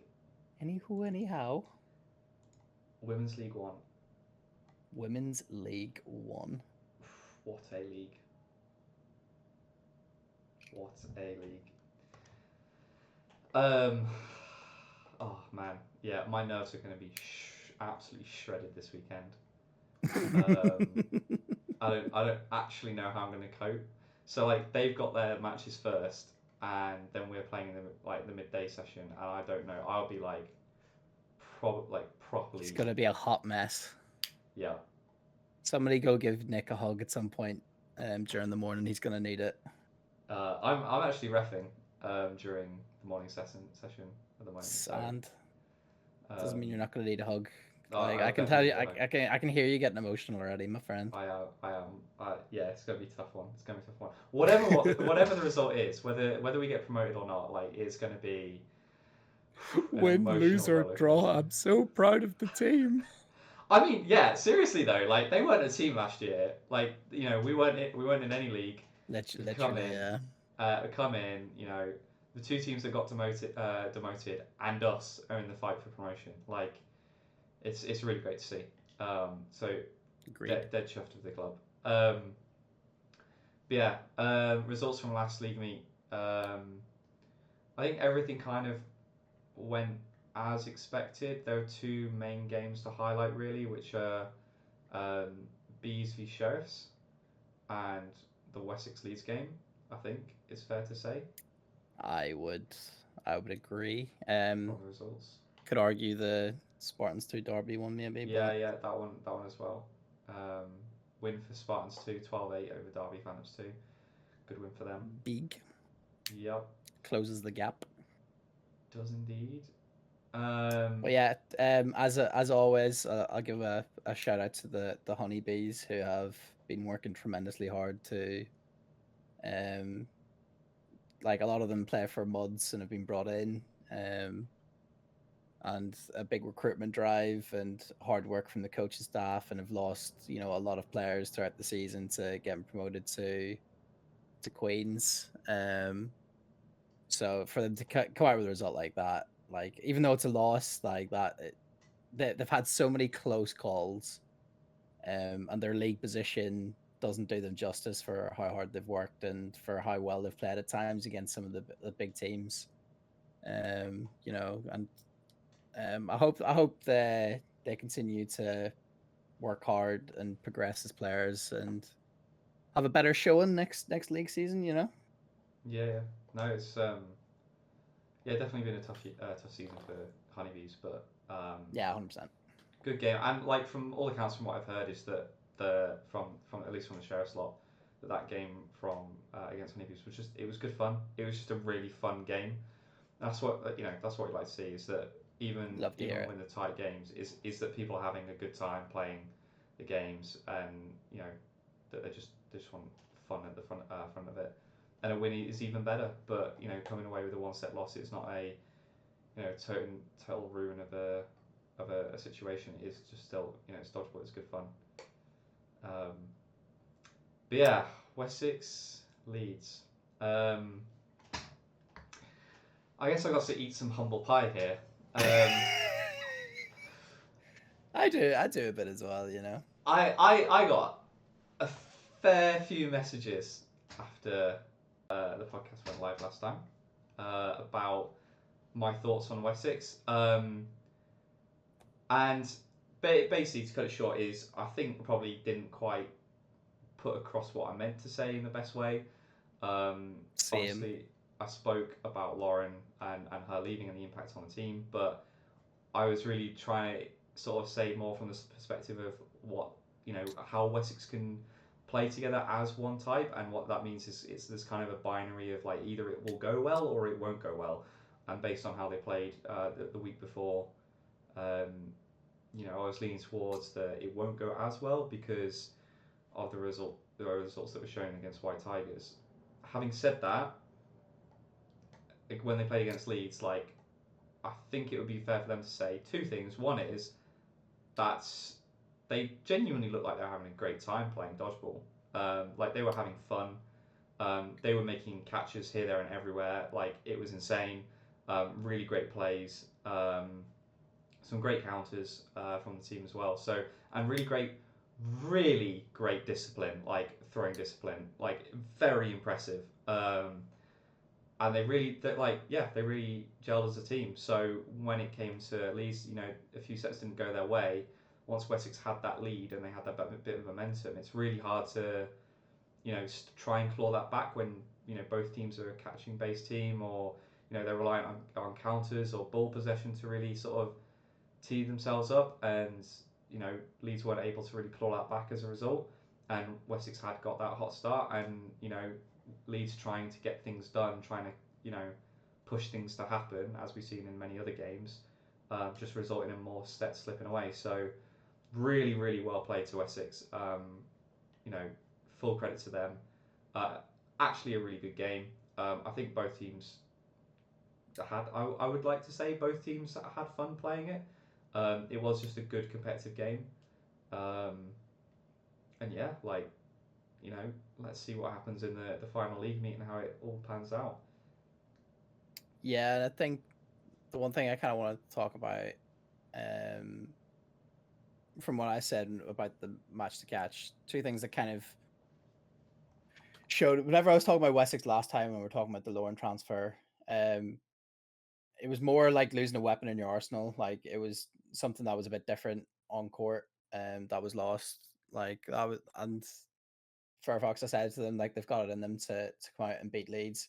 And I talked about Leeds' big game mentality, and that has definitely been what has put them in this position where it's out of their hands. Essentially, how this final league meet will go. Um, and I mean, it's not they out of just, hands. There's one very big game left, but yes. oh yeah, they're playing. Yeah, yeah, you're right, you're right. But it could be like it's not guaranteed that that game is going to be what the decider is. But yeah, it's going to be a big day. Yep, absolutely massive. So go onto the table to explain what this means, but those that have been following Women's League will know. Oh, I haven't changed the bloody logos. That's painful. Just remnants of the pain of seeing the remnants of Leeds at the top. But for our audio listeners and for those watching, White Tigers moved to the top with 28 points on set difference above Wessex Wolves, who are on in second on 28 points as well, and Leeds dropped down to third with 27 points, which is kind of crazy.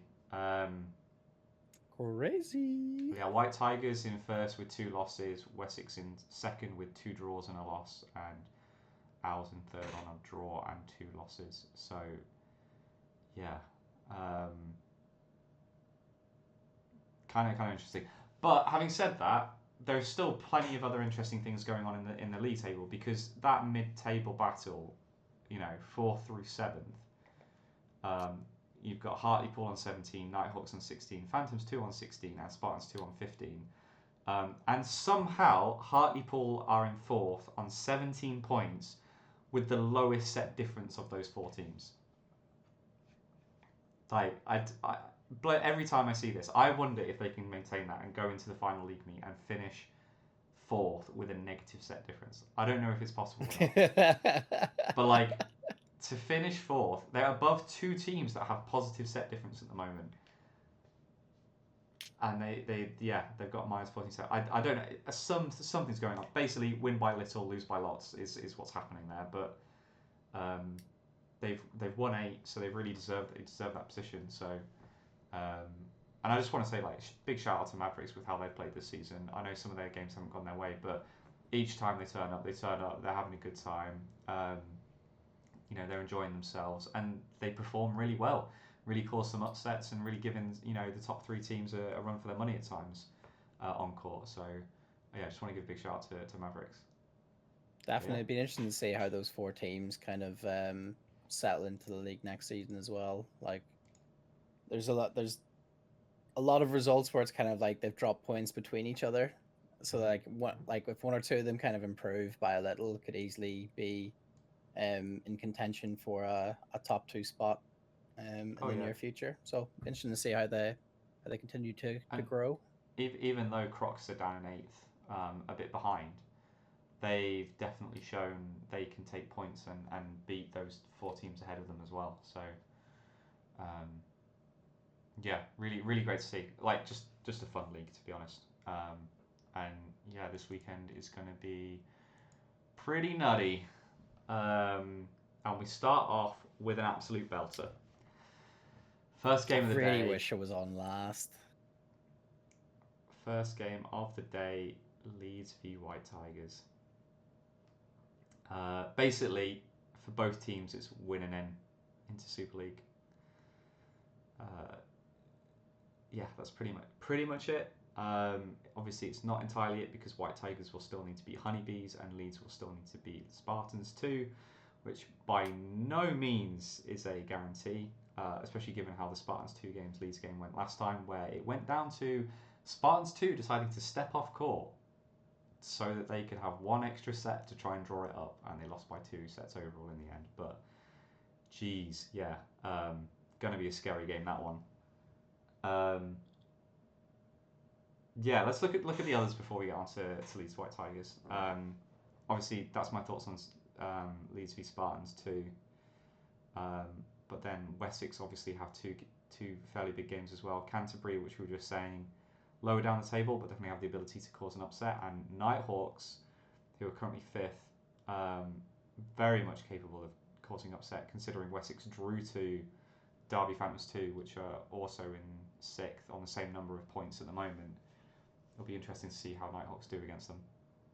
Yeah, Derby have some in terms of like that mid-table battle. Derby have the biggest say in it, with battles against Hartlepool and Nighthawks. Be so it'll be very interesting to see how that all pans out.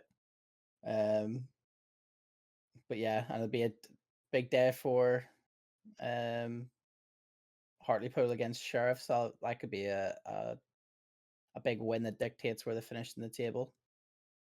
But yeah, I guess the big match is going to be first up on court three, where we should probably try and get a bit of a crowd around it. To be fair, Yeah, definitely. At 9:30 in the morning, get down to on Saturday to St George's Park to where try else and. you'd be, especially if you're playing the last match of the day, you need to be down there for the first match. 100%, 100%. Um, but yeah, that. I mean, that also that 12:30 game Wessex against Nighthawks. That's going to be a really big game. Really interesting to see how that goes. Um, so yeah, but let's get on to our predictions for match to catch, which of course is the Honeybees versus Spartans 2. the game Go that on, Nick. we're interested in is Leeds v White Tigers. Colin, I'll let you go first. What? Thought you were gonna Yeah, have the clean sweep of going first. no, I'll let you go Um, first. ooh, I'm gonna go with White Tigers. Is who I'm gonna go for, and I'm gonna go back to kind of what I've talked about previously in in the big moments. Um, who's gonna shine? This was the slip up for Leeds the first time round. Um, I think there's a lot of pressure. I feel like the expectations more heavy on Leeds in this game than it would be on White Tigers. Like even at the start of the season, we had kind of written off um White Tigers in terms of them being in the promotion battle at the end of the season. We knew they'd be up there. We just didn't think they'd be this close. Um, so I think you know the majority would be expecting Leeds to come away with the win here. I just think that'll actually count against them this time round. Yeah, fair enough. I mean, it's interesting because realistically, like the pressure should be more on White Tigers because they were in the Super League last year. Admittedly, they got pretty slaughtered throughout the season, but they were in Super League. They have that Super League experience now. So it's a bit far fetched to write them off. And then meanwhile, the Leeds women didn't exist last year. The majority of the team haven't played Yeah, together. we spoke about that at the start of the season though, and White Tigers, although they were Super League last year, like you said, like they took some pretty big beatings. And that Leeds team, although it has a lot of new women in it, have a lot of experienced players who have been there, done that. You got, Um, I mean, you got like you're kind of disregarding a lot of like knowledge behind the scenes.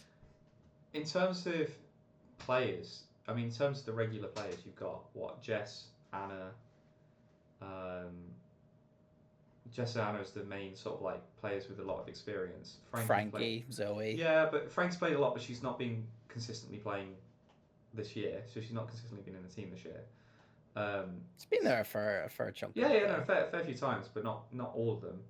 Um, so you really got like as your main sort of people, Jess and Anna, and even Anna hasn't been in every league meet. So the chopping and changing has definitely affected the team somewhat, maybe like in terms of consistency. We've got new players that have come in and done amazingly well. Players that played with us last year Hmm. for mixed that have also done really well and taken it on court. Um, how do I think this game's going to go?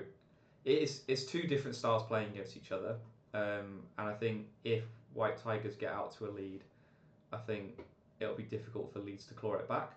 Um, just because of the nature of the way that the two teams play, I think I really don't know. I can feel my heart starting to go. Like I genuinely don't know how this game is going to go, and I don't really want to think about it too much. So all I'm going to do is back Like Leeds Wessex. because I'm going to back Leeds because um, like I want them to win, and I'd be stupid not to back my own team because I really think they can do it. I really, I want everything to go well for them, and I think they can. Like, I genuinely believe that they are a team worthy of promotion and will do really well in Super League and have a great time if they did get promoted, and cause as many upsets as Stafford and Storm 2 have this year, um, if they did get promoted. So, yeah, it's going to be an interesting one, especially with the fact that you know Leeds are 1 point behind in the table. So if they win, White Tigers will drop to third, and Leeds will jump up above them, and then they'll come to second. Assuming that Wessex then win out, then Wessex would come first, Leeds second, and Tigers third.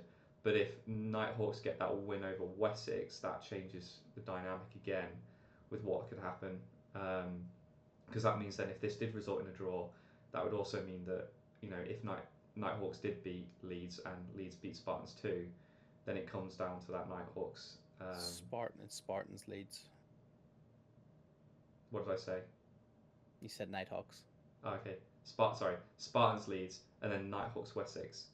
Um, that's it. So if Nighthawks beat Wessex, then it comes down to Leeds beating Spartans too, which is going to be a So big game. to add on what we've done earlier on, how do you think the top three is gonna pan out then for the end of the day?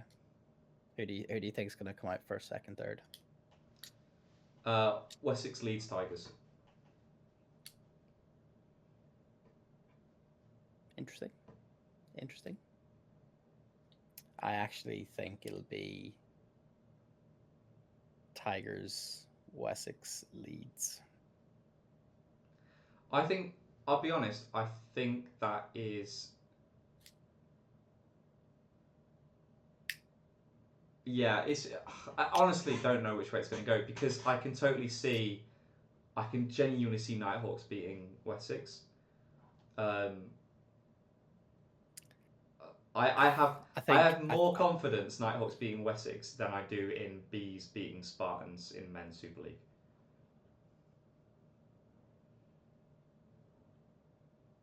where does this confidence come from? Go on then. Where has it? Simply because Nighthawks beat Derby Phantoms 2, I'm pretty sure was what we were showing last time, and Phantoms 2 have drawn to Wessex. I think it's totally possible. Nighthawks played really well last league meet. I can't remember who they played against, but they got a really good result against someone. Canterbury. Yeah, and they definitely look like a team that has the ability to beat Wessex in my opinion. I think it's very possible. They did also get beat 22-4 by White Tigers. Yeah, they did, but White Tigers are also a very good team as well, and White Tigers have beaten Wessex twice.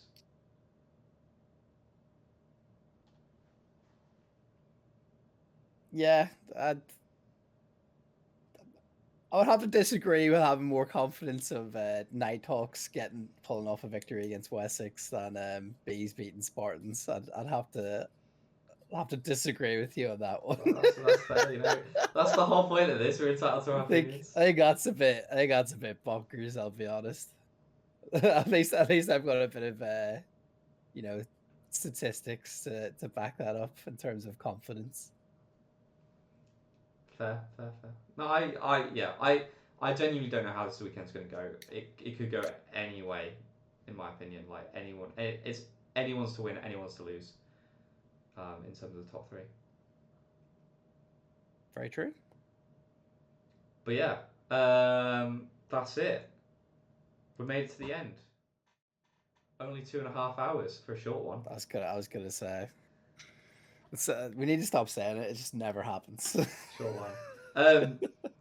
Thanks for watching. In fact, I'm gonna like. And he gets over the second. Ladies and gentlemen, looking back.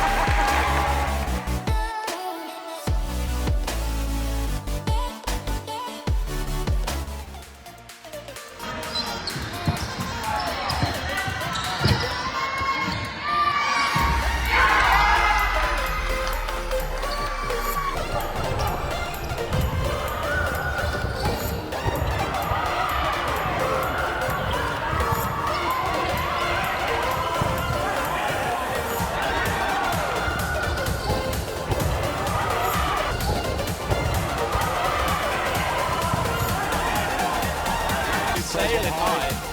Yeah, I think given us valid from the refs. And there's a catch, and no head. What a dodge! And the last second, Storm. It will have already played. So yeah, give it a watch and let us know what you think and let Dodge Central know who your player of the game is. But we player of the week, but we definitely think it's the London Storm against Rangers play.